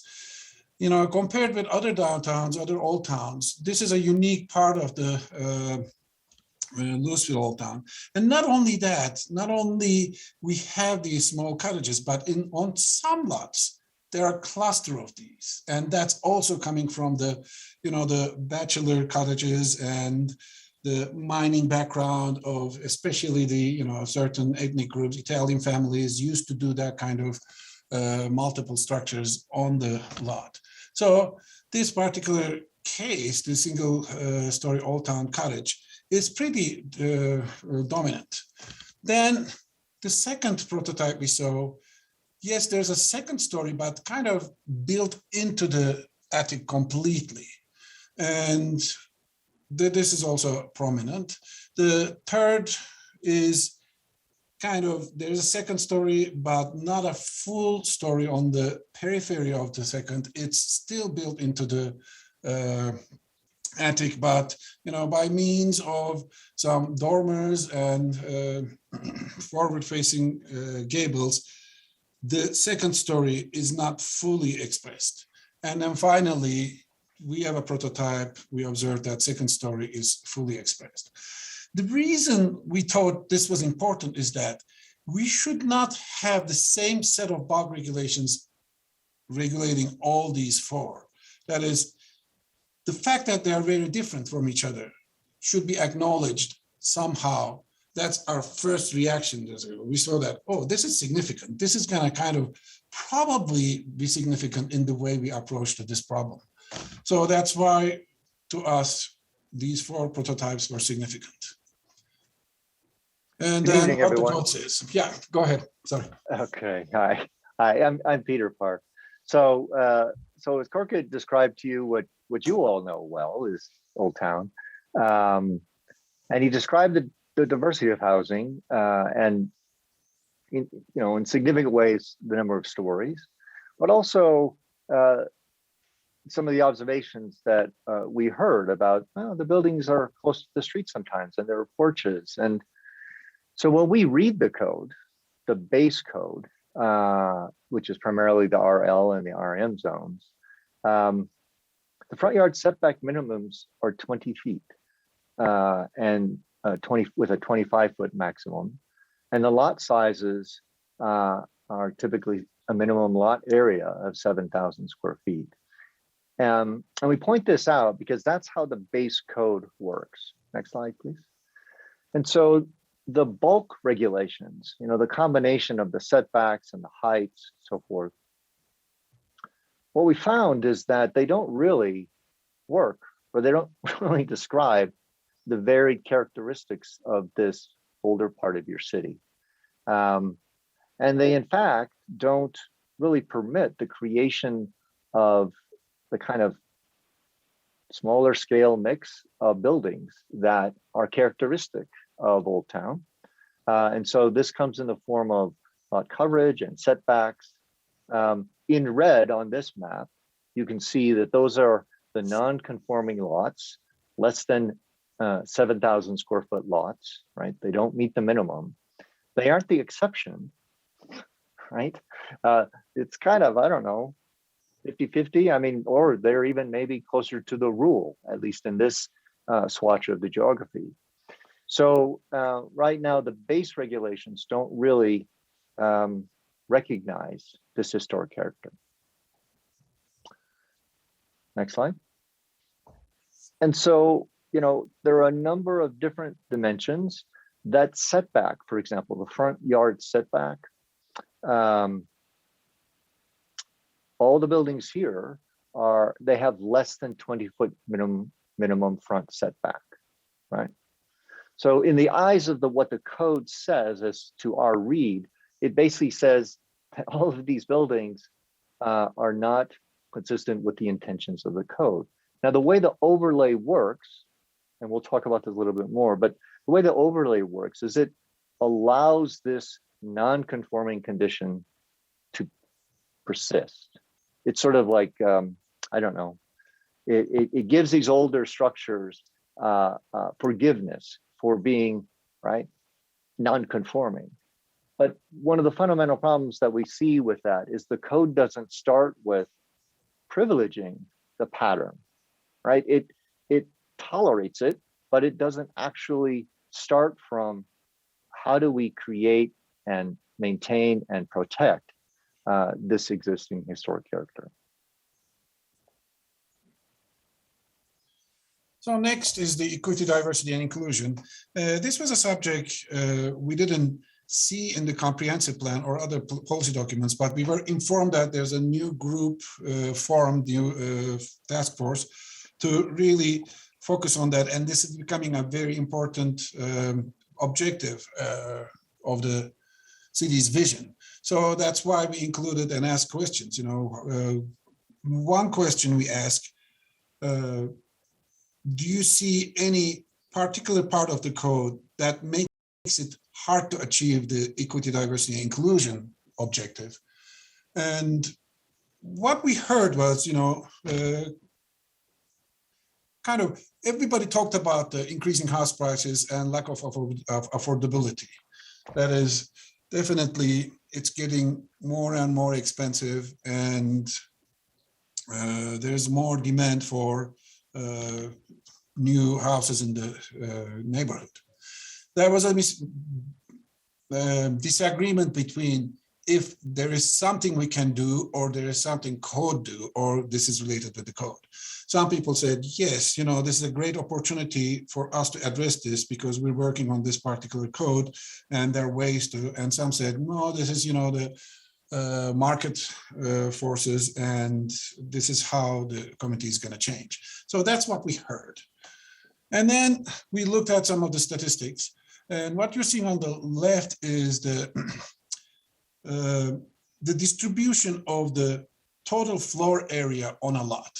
And this is not necessarily the building size. In some lots, if there's only one structure, yes, it's the building size. But in many cases, it's more than one building. So what is interesting, and this is very unique to Louisville, in many of the Front Range, all downtowns, this statistics is very different. There are a lot of small structures.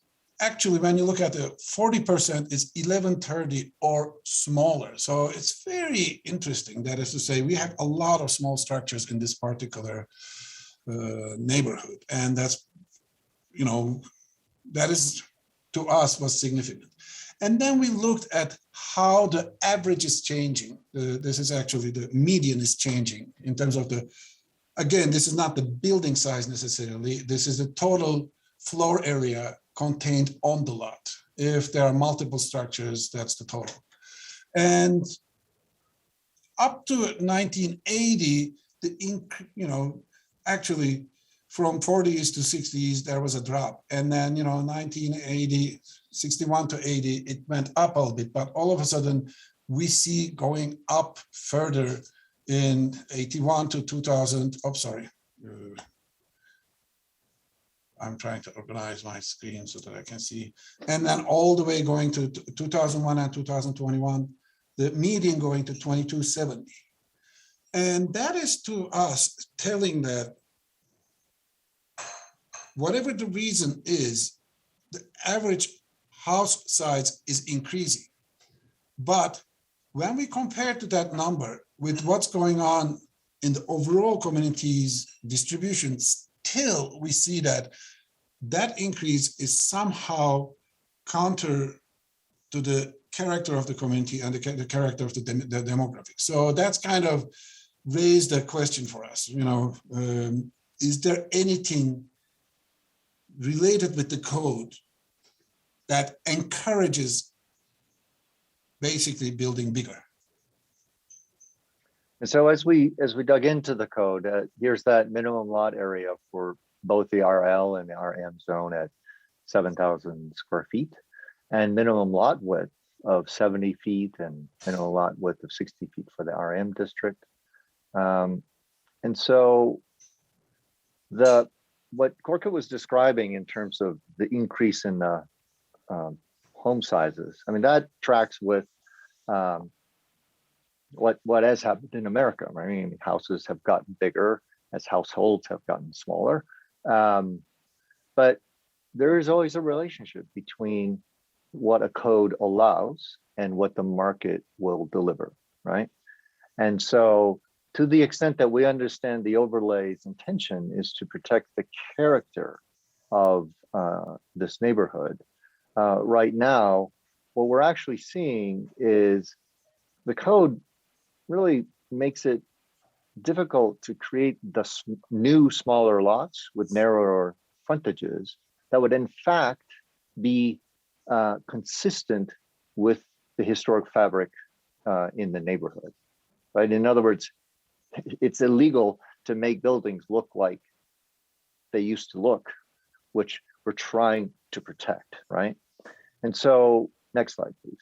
So going back to that 7,000 square feet, for example, the code doesn't allow you to create new lots smaller than 7,000 square feet and a minimum lot width of 60 or 70 feet. So what it fundamentally means on this issue of diversity of housing is it doesn't really allow the development of smaller houses on smaller lots, right? That could potentially be, and as we've seen in other communities, part of a strategy to allow more affordability and more diversity of housing.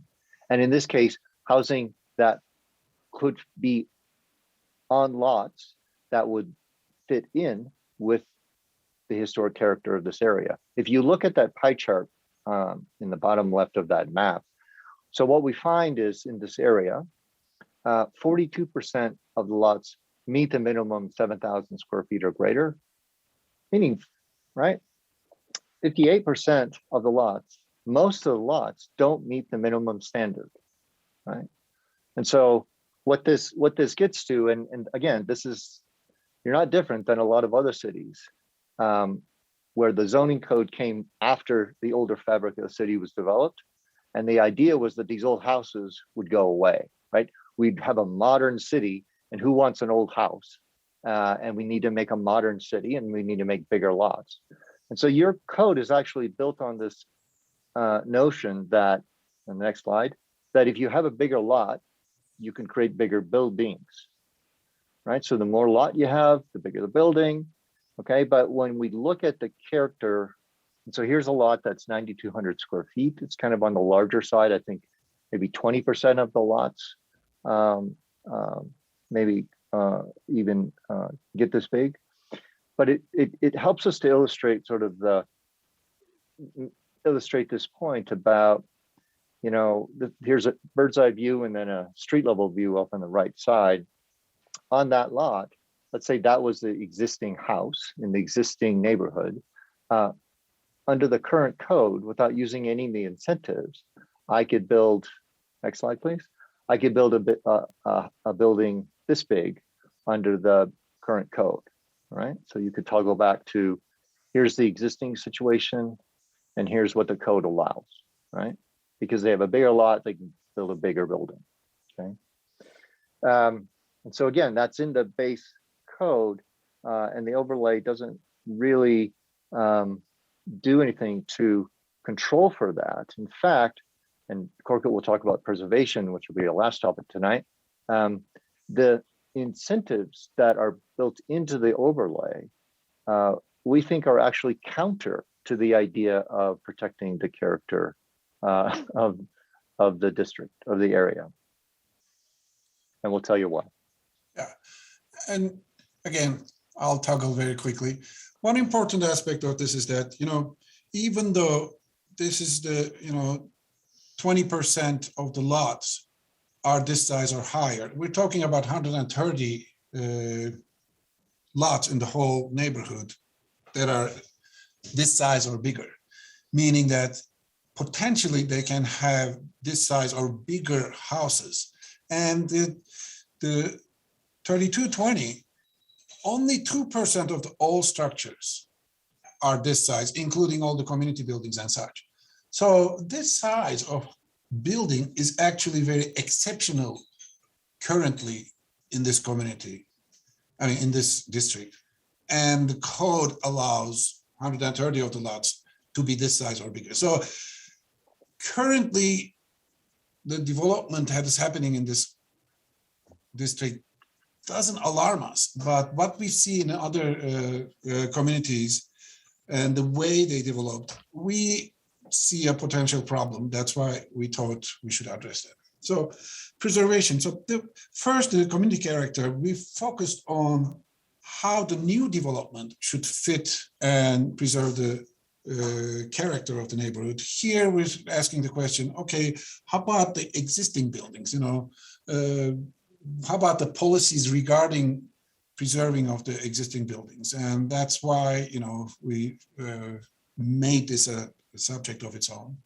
And when we asked the question about the preservation, good examples and complaints, etc., so forth, we heard a lot about, some additions, some renovations have been successful, but some others are not that successful. And we heard all about the building height, setback, and FAR preservation. It's more detailed in the report, but people raise these issues as areas to focus. And then what we observed, first of all, the amount of landmark properties are pretty significant. And if you add to that properties, buildings that are 50 years or older, meaning that potentially they can be worth preserving, there's a significant amount of properties in this area. And that's why the policies regarding to preservation is important, and we should focus on that. And then we looked at the code. Yeah. And so as we looked at the code, there are provisions like this one, right? The project must save in order to meet the preservation definition. And by the way, we want to distinguish between how the word preservation, which is really kind of little p, it's not, capital H, capital P, historic preservation. Preservation in this case is basically maintaining the structure, right? And then in your code, the word landmark is used to refer to things that are officially historically designated. Okay, so the way the overlay works, it's kind of a two-stage that says you get more if you do this, which is preserve a minimum of 10 feet or 25% of the depth of the house, whichever is less. And what we found is it does not really effectively ensure successful preservation of the character of the neighborhood. And so on this diagram, you could sort of see the front part of the building. So that would be the part that would be required to be preserved. Next slide, please. And the way this works is, as the lot size changes, you can see the third column there, the preservation lot coverage. So if you were to preserve the structure, the first 25% or 10 feet, whichever is less of the existing structure, you could cover 45% or 5% more than the base zoning. If you landmarked it, you could cover 50%.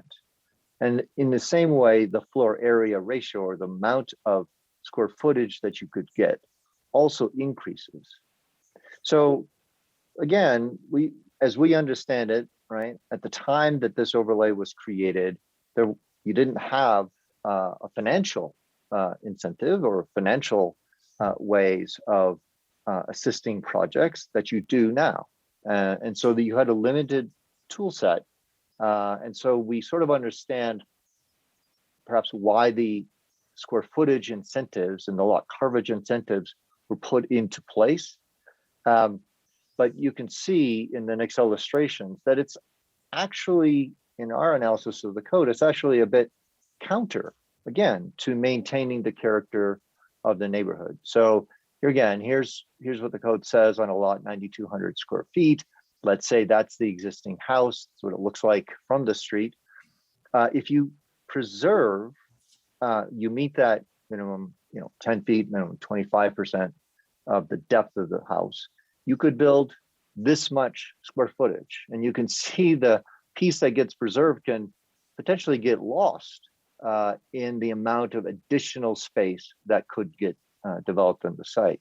If you were then to take the next bonus and landmark the building, you get even more space. And so as this happens, in our analysis, it tends to work counter to the idea of preserving the character of the smaller lots with smaller buildings in the neighborhood. So to summarize, these are the identified issues. We believe that the code doesn't support the existing character because certain standards are same across the lots. In other words, they are really lot specific and not addressing the building prototype or building size. In terms of the equity, diversity, inclusion, the code currently does not prioritize the creation of small houses on small lots. Actually, it doesn't permit small lots. But small houses on small lots fit better the historical character and provide more diverse and affordable housing options. And finally, in terms of the preservation, maybe there are better measures in terms of the preserving the existing structures that we should explore. And the bonuses, when the lots are smaller, are not enough incentives, but when the lots get larger, then the size of the structures become problematic. You start to see structures that are permitted, the sizes that are really rare in this particular community. With that, the biggest questions we're bringing in front of you is to scope, what should be work on the next phase? We usually, wherever we're hired by different communities, each community, each context is unique. And that's why we go through this exercise to really define what is the priority and what we should focus on. So the list is kind of compact. The first item is the form-based system that addresses the building type diversity. So we provided 4 prototypes. And we feel like maybe 4, maybe simpler, but somehow the differentiation between these should be addressed by the coding. Mechanisms that enable affordable, attainable, and economically diverse housing that are compatible with the community character. That was something we discussed.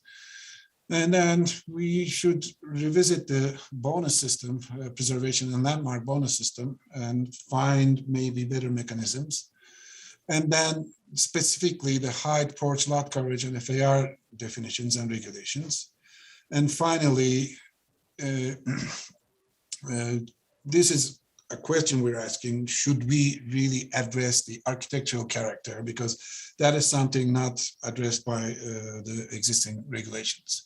And, that's kind of the conclusion we arrived after listening everybody, looking at the code and walking the streets.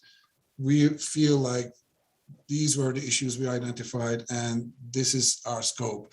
But actually, this is a question to you. That is to say, which one of these would you say are important, prioritize, and so that's how we would like to start the discussion.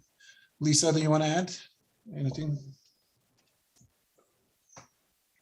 Sure, thank you. So yeah, again, we are here tonight just to hear from you to make sure that we've correctly captured the issues and our potential tasks here are heading in a direction that you all would like to see. So tonight's the night, I think, just to make sure you have see if you have any questions on any of the data that we presented. And then I think, just see if, again, we're going in the right direction for phase 2, not to talk about potentially specifics here in phase 2, but just to make sure we're going in a direction that you all would like to see. Thank you very much for the presentation. We'll take it over to members of the public for public comment on this item tonight. Any members of the public care to comment this evening? RJ Harrington. Hello, RJ Harrington, 457 East Raintree Court here in town. Banging the drum again. We are told consistently that there's a lot of philosophical alignment with many residents of this city.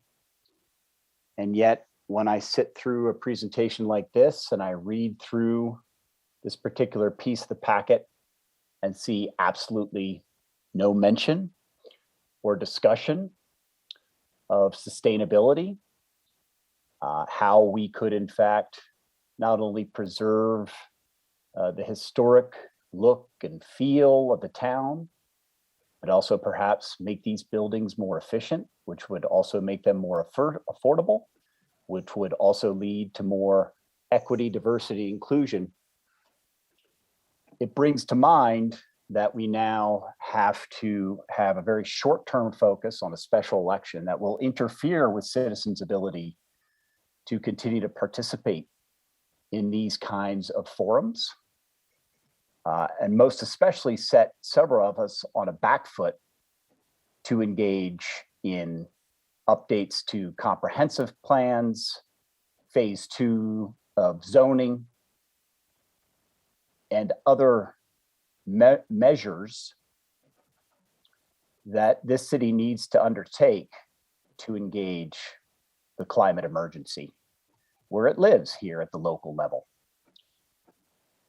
I will also reference the fact that the packet has a notation of fiscal impact, but as we have spoken to in the past, either privately or with some reference in a couple of meetings over the past several months, there needs to be thought put into what is the sustainable impact?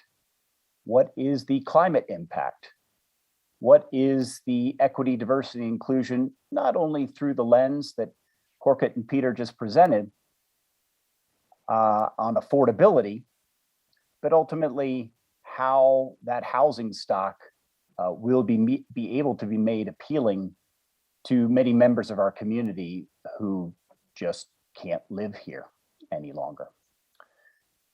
So continued to bang the drum that we need to think about not only this, but each and every generation.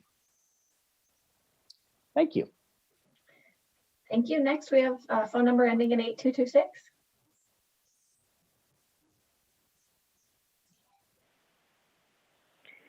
Thank you. This is Sherry Summer at 910 South Palisade Court. I'm very happy that you've gotten to this discussion and have hired Mr. Park and Mr. Honoran. I'm sorry if I'm mispronouncing your name. I think that this is long overdue, and I think that your ideas are, as far as I can tell, are very good ways to help us preserve the character of our town and also offer more affordable options to residents. Thank you for being here and thank you for your work. Thank you. Any other members of the public care to comment? All right, seeing none, that takes us back over for council members. Councilmember Dickinson. Thank you, Mayor. Yeah, thanks for the presentation. It's really cool to see all the work you guys did. Just a question on the, a form-based system that addresses the building type diversity. I guess I could just use a little bit more explanation of how that works in the real world. Like how, when someone comes in, I just don't understand. I like the idea, but maybe I just don't get it. So I'd like to understand how that works. Yeah, I'll jump in and then Peter, you can add. When we talk about, hey, that building is so close to sidewalk and look at that side setback, and what we hear, well, yeah, because that's a single story building, but this cannot be the rule. That's kind of the Euclidean zone, the first generation zoning attitude. What we say that, well, maybe there's a mechanism. If it is single story, you can have certain things, you can have certain setbacks. If it is a bigger building, then we need to be careful about other aspects. So we really focus on the understanding the characteristics, formal characteristics of the neighborhood, and tailor, kind of like a glove fitting the hand, rules that really sees those distinctions and treats the different size of buildings, different prototypes differently. We realize, for instance, if it's a full 2-story, usually they are not really wide facades. They are very compact. So maybe there's a way to approach that and then control that so that, we're not going to say you cannot have full 2 stories because that prototype is definitely part of the diversity. But if you're going there, maybe follow certain rules that are already set behind us in the tradition. So that's what we mean in this particular case form. That is to say, really understand what is unique to this particular context, understand the formal characteristics, and then create a mechanism that can regenerate that. Okay. I appreciate that. And I think the thing that was the biggest for me, and then I'll stop, is just this idea that we have these little homes on these big lots. And that's sort of back to, historically, just we weren't so tight on each other. And then you buy this little home on this little huge lot, and based on the math, I can build a huge home. And it's harder to split that lot and say, oh, I just like to build 2 smaller homes. And I think I shouldn't speak for other people. I think that would be fantastic for me to walk by what was 1 small home and now it's 2 small homes.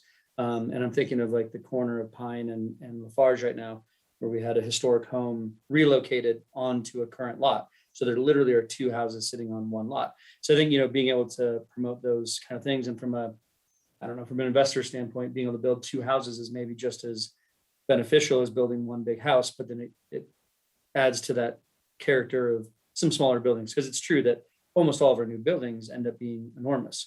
And then I think, I have some other comments on the historic preservation thing, but I think I can hold those. Mayor Pro Tem Maloney. Thank you, Mayor. Thank you, Lisa, and thank you for the presentation.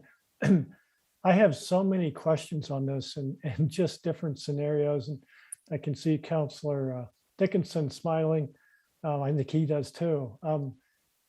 When we started this, for me, we were starting to see more scrapes. We were starting to see people buy a lot, scrape it off, and all we were doing with the demolition delay was a delay. We never really overturned those, and so then we had houses that were built that were not in character. The character part is important. Maintaining the look and feel of the town is important.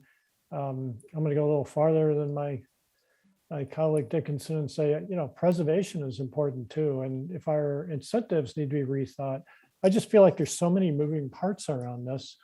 I'm struggling with where to start. But one thing I've struck by, I'm not sure I agree with in the report, and that is that a smaller home becomes affordable. I know people that have sold small homes in the Old Town area, and they were 500, 600, 700 square feet, and they're getting $1,000 a square foot. So the real estate is more important than the size of the home as far as the cost. So I'm not sure we're going to be addressing affordability with that. I mean, this is just my thought because of the location.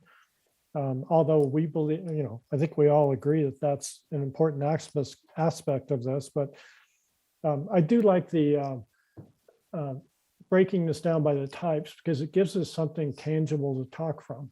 And it gives us a way to, to be able to look at this. But I guess I would have liked to have seen more public outreach in this process.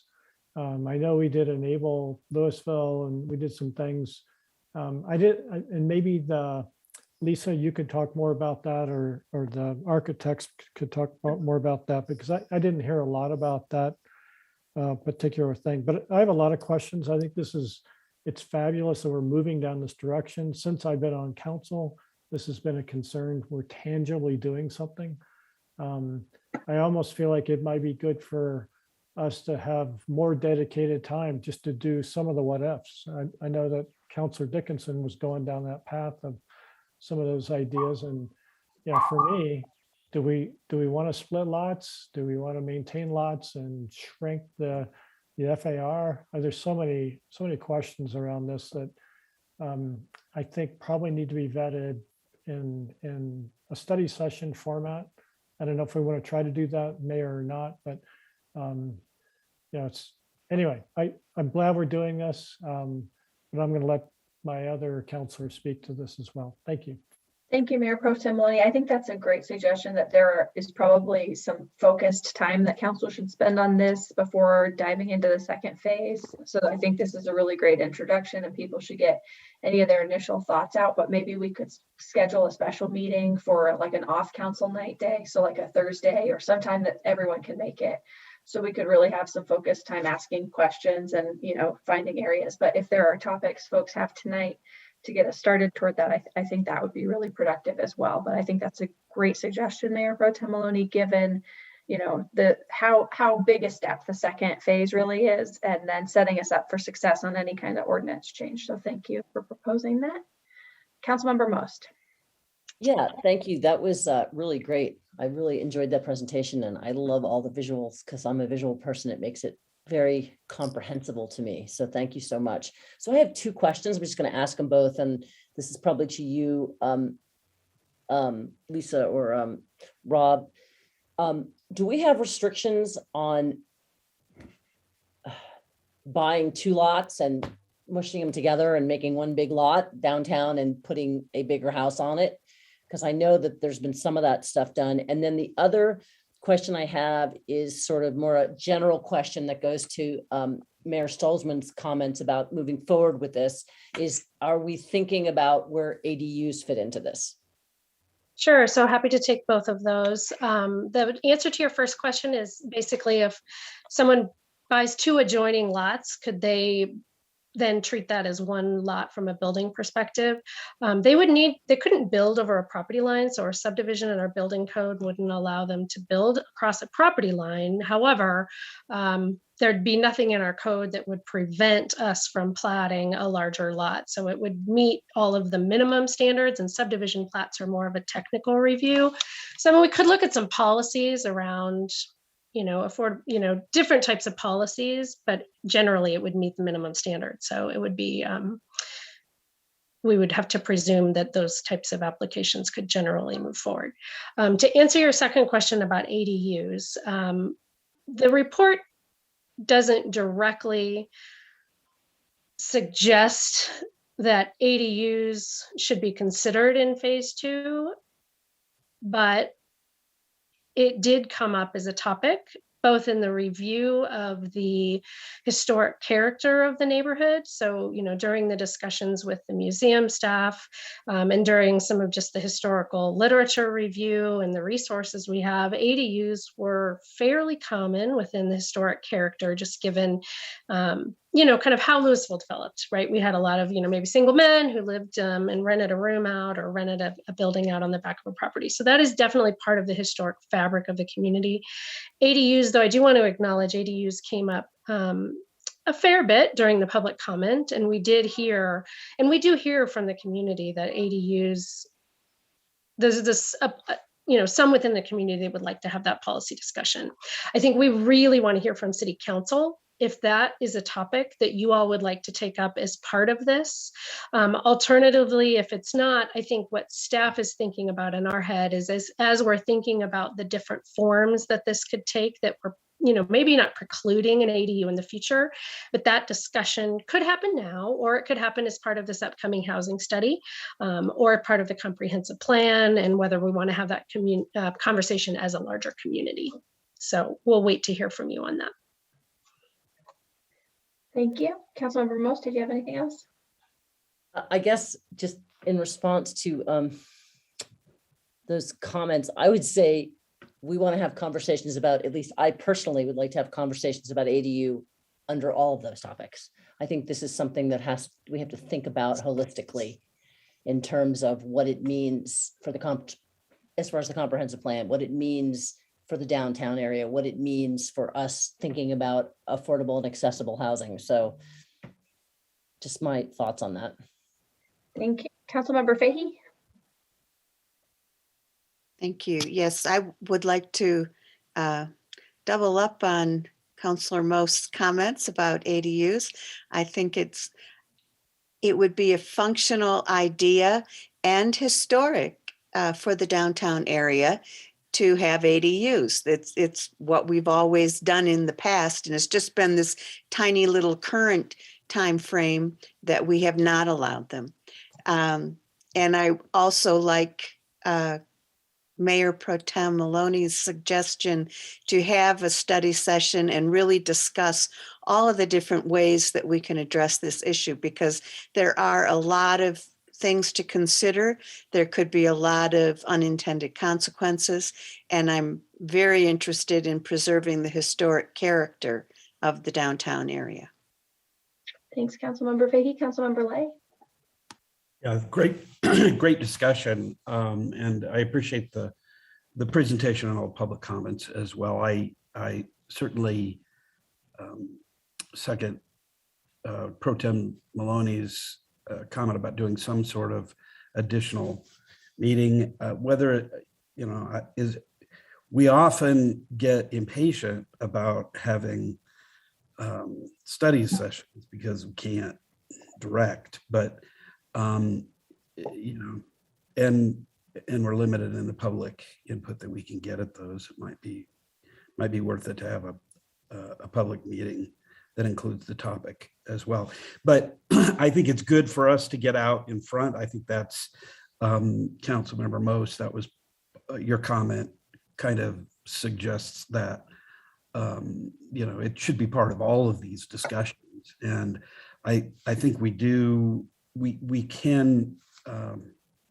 learn about the impact of ADUs on, you know, on what we need to do for affordable housing. I think it's a good discussion to start and continue, and it'll develop as it goes. But I agree with all of those comments. Thanks. Thank you, everyone. I think I'll jump to you in just one second, Mayor Pro Tem Maloney, to respond on the format of the next meeting and lay that out for us. I just wanted to add some of my thoughts on the ADU topic. I think with all due respect, it would be naive to think folding that into this conversation would be easy by any measure. Like, that conversation on its own is a gigantic topic. When you look at other communities and their review processes on that, and how much public comment and input they get, there's just so many factors to consider. So I think that it would be good to consider that holistically with the housing discussion. I think that is a much different topic than the scope we went into with preserving the character of the building. I don't think we should preclude it from a future change. I just think that expands the scope so greatly of this project, and we've not gotten targeted public comment on it. So I would just caution us to think about the reality of what that will do to this project, and including the potential that it could derail it entirely. And so I'm very much looking forward to a focused meeting on this topic, so we can kind of go through all of these different points and talk about how to steer the next steps. And I think that would be a good opportunity to allow for additional public input, because the Engage Louisville tool, as staff has heard from council many times, is not a very good way of gauging public feedback. There are a lot of people that don't feel comfortable using that particular tool. So anytime that's our public engagement strategy, it just leaves a gap. So I'll just give a couple of my initial comments of feedback on some of the things I saw in the first report, but I hope we would explore these all more through that focused session. So I thought it was interesting, the discussion around the standard plate height of 8 or 9 feet, and then there was no discussion around regulating plate height. Instead, it jumped to suggesting that we should increase the building height, which is in total contrast with what I've heard from community members. So just like some more discussion around that. I feel like there was a missing section in like preservation of green space. There was no discussion of ensuring that there's adequate yard area, tree lawn, or maintenance of, trees. I hear a lot from people of concern when historic trees are taken down and not replaced with a new tree. So I think that there's a really missing aspect in the landscaping section. Obviously, consistent with what community member testified tonight, I think we're missing sections on sustainability. Preserving buildings is really one of the most sustainable things you can do because of all the embodied energy there is in buildings, and we don't talk about that a lot. And so I think it's a missed opportunity. I didn't see anything in there around really orientation of buildings on corner lots, or corner lots in particular. And I think that there's this interpretation over time that's been made in our code where the interpretation of varied lot sizes has meant that, you know, you just make them smaller and smaller, but the corner lots used to be these more outdoor space, bigger lots. And I think that that's missing. And then what's happening is people are orienting buildings the wrong direction. So the front doors don't line up and they turn the corner lot to be facing the wrong direction. That seems to be missing. I felt like the section on water tap fees was out of place and not complete. It was very much taken from one angle and approach on water tap fees, and that's a holistic topic. I feel like if it is going to be in the report, it needs to be much less biased and consider the subject from all the angles, but really it just seems out of place in the report. I'll skip some of these things. The example that was used tonight about different setbacks for different sizes of buildings may have just been put forward for exemplary purposes, and I understand form-based code, but that particular example is concerning to me. What I've heard from community members is like the way it used to be done is that the front setback was set by, you know, someone would come in for a building permit and the planning department would say, you know, you have to line up your porches. And so the areas where I get a lot of complaints is where you have like the old porches lining up and then someone comes in and sets back a building really far because it is a bigger building. And so they're not lined up. So I hope that that example was just for illustrating the purpose of form-based code and not a proposal. And then the last area, it seems like there's really a missing discussion on parking, off-street parking, and addressing, you know, that aspect of the character of town and one of the major issues that we're facing. So those are my initial comments, and I do think having a future meeting will be really useful. Mayor Pro Tem Maloney. Oh, I was just going to suggest, I think you've already covered it, is that it'd need to be a special meeting, but I would like to see a special meeting in the sense that we format it like a study session where we have a lot of give and take and questions and go through scenarios. I'm not sure exactly how we do that exactly, but I would like to come out of that with direction. So, and with emotion, or with motions to be able to move ahead. So just like, you know, Councilor Lay was mentioning, not just a study session. I completely agree. I never want to have another study session, honestly. And, you know, I do like the way Denver calls their EDUs granny flats. So we might want to consider, you know, using that term. So thank you. Thank you, Mayor Pro Tem Maloney, and I'll turn it back over. It looks like our presenter has comments or questions. Yeah, thank you. Thank you for your, let me lower my hand, for all the comments. I mean, one of the toughest things in these kind of exercises is to separate the solutions from the diagnostic issues. That is to say, we try to identify what issues we're trying to solve and then go to the solutions. You know, ADU is a solution for a problem. And we don't really reject any of the solutions in the beginning and then bring those to the table as much as possible. And the second item is that we need to really understand what can a code do, what is the scope of a zoning code, and what other issues outside of that code.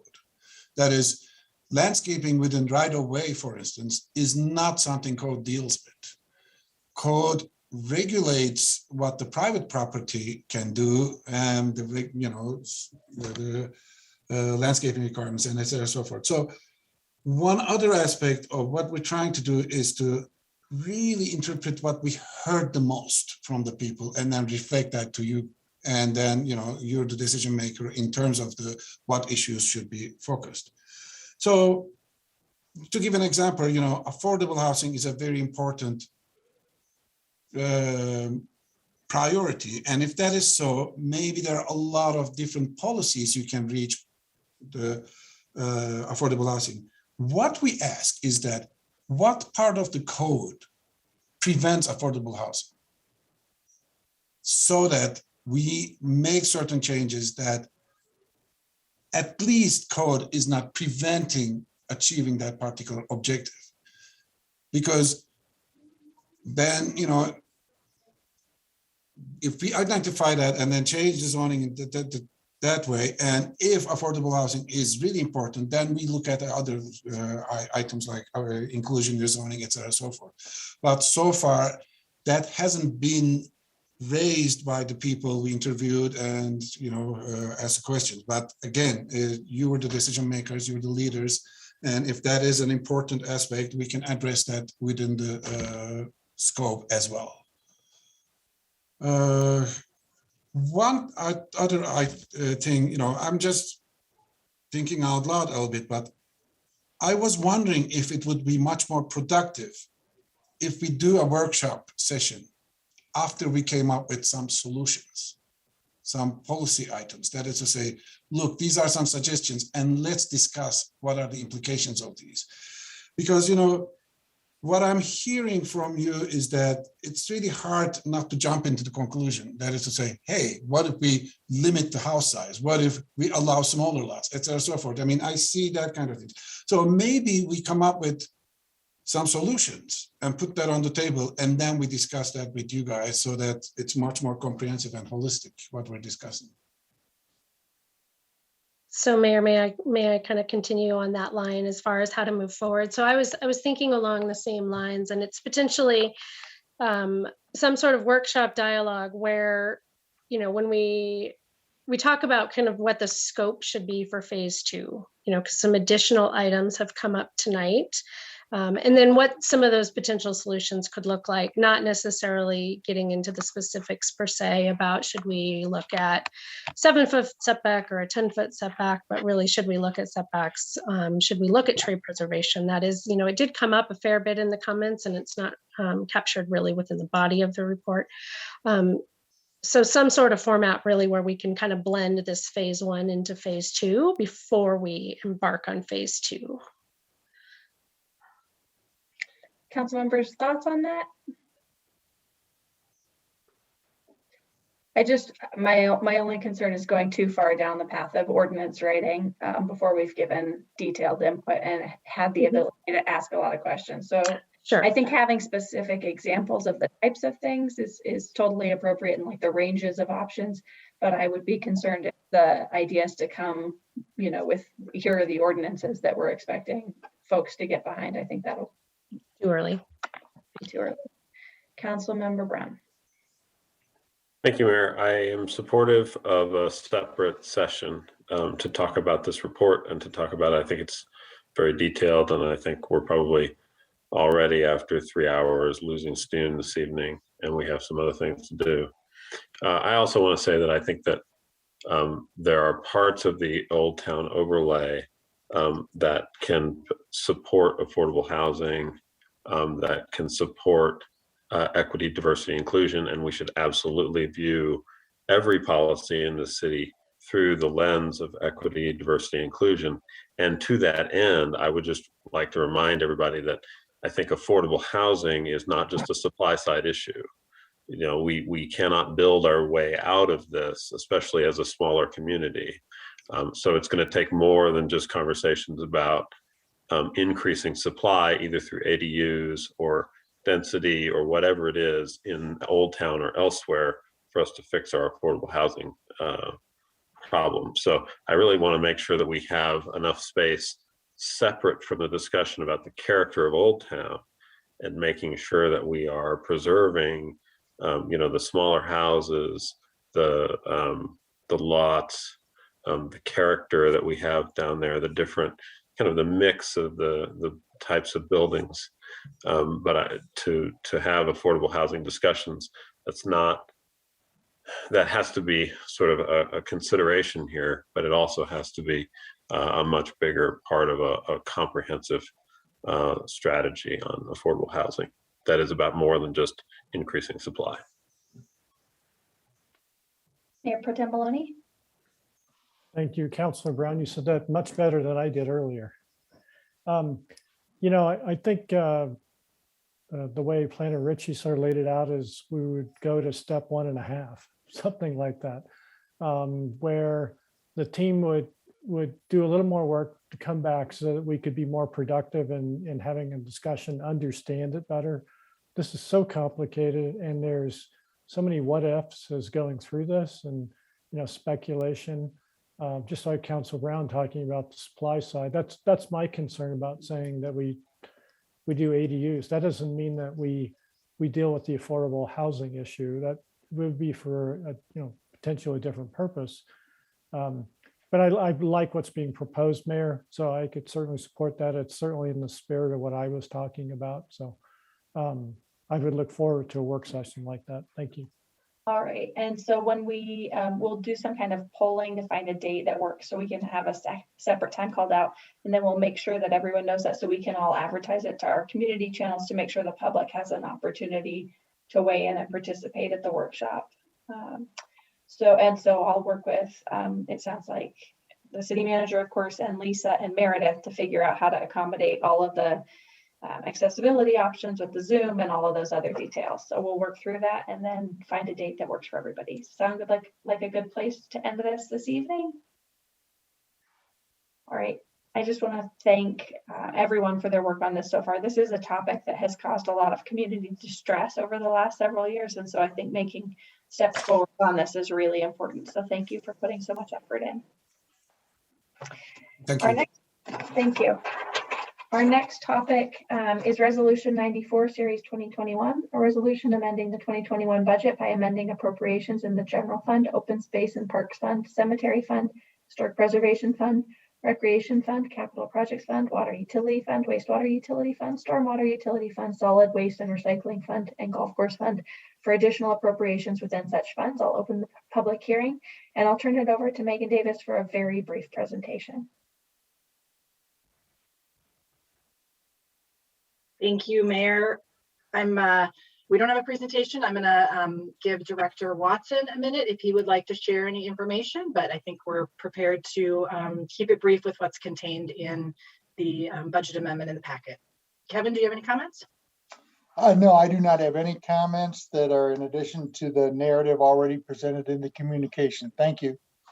Thank you, Director Watson, and to Megan Davis. I just want to give our Finance Committee Chair a chance to add anything if you'd like to, Mayor Pro Tem Maloney. Really briefly, the Finance Committee did review this, and really what you have before you is really sort of cleanup, if you will, appropriations of things that Council is aware of. There are a few very, very minor things that are part of this as well because of calculations and so forth that have changed by the end of the year, but this is really a housekeeping step. Thank you very much. Thank you. Any members of the public care to comment on this budget amendment this evening? Seeing none, back over to City Council. Any council questions and comments? Motions? Mayor Pro Tem Maloney. I'll make a motion to approve resolution number 94, series 2021. Thank you. Is there a second? Second from Councilmember Dickinson. Any discussion of the motion? All right, and I will close the public hearing and ask City Clerk Muth for a roll call on the motion. Councilmember Dickinson? Yes. Councilmember Most? Yes. Councilmember Fahey? Yes. Mayor Stolzman? Yes. Mayor Pro Tem Maloney? Yes. Councilmember Lay? Yes. Councilmember Brown? Yes. And thank you, everyone. The motion carries. Next, we have a series of first readings on public hearings. So I'll just be making motions to approve them on the first reading, and we'll set the public hearing so we can have a discussion about them on those dates. So first up, I would like to move we approve ordinance number 1821, series 2021, an ordinance approving a 10th amendment to the Centennial Valley General Development Plan to allow private school use at 168 Centennial Parkway. This is our first reading, and we'll set the public hearing for 1/4/2022. Is there a second? Second. Thank you. Any discussion? All those in favor, please say aye. Aye. Aye. Aye.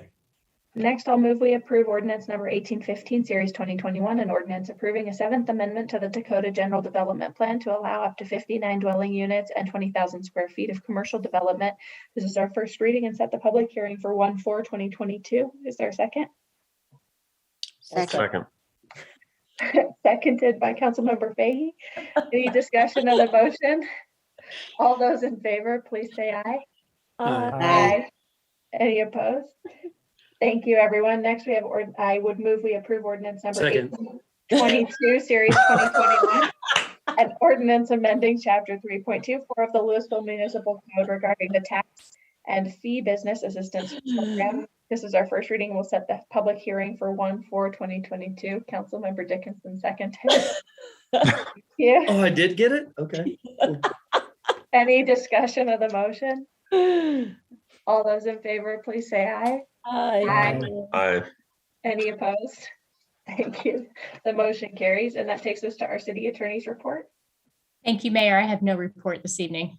City Attorney Kelly, if you could just clarify for us during your report. So if folks contact us regarding Red Tail Ridge from this point tonight on, is it okay to have a dialogue with community members, or are there any outstanding issues?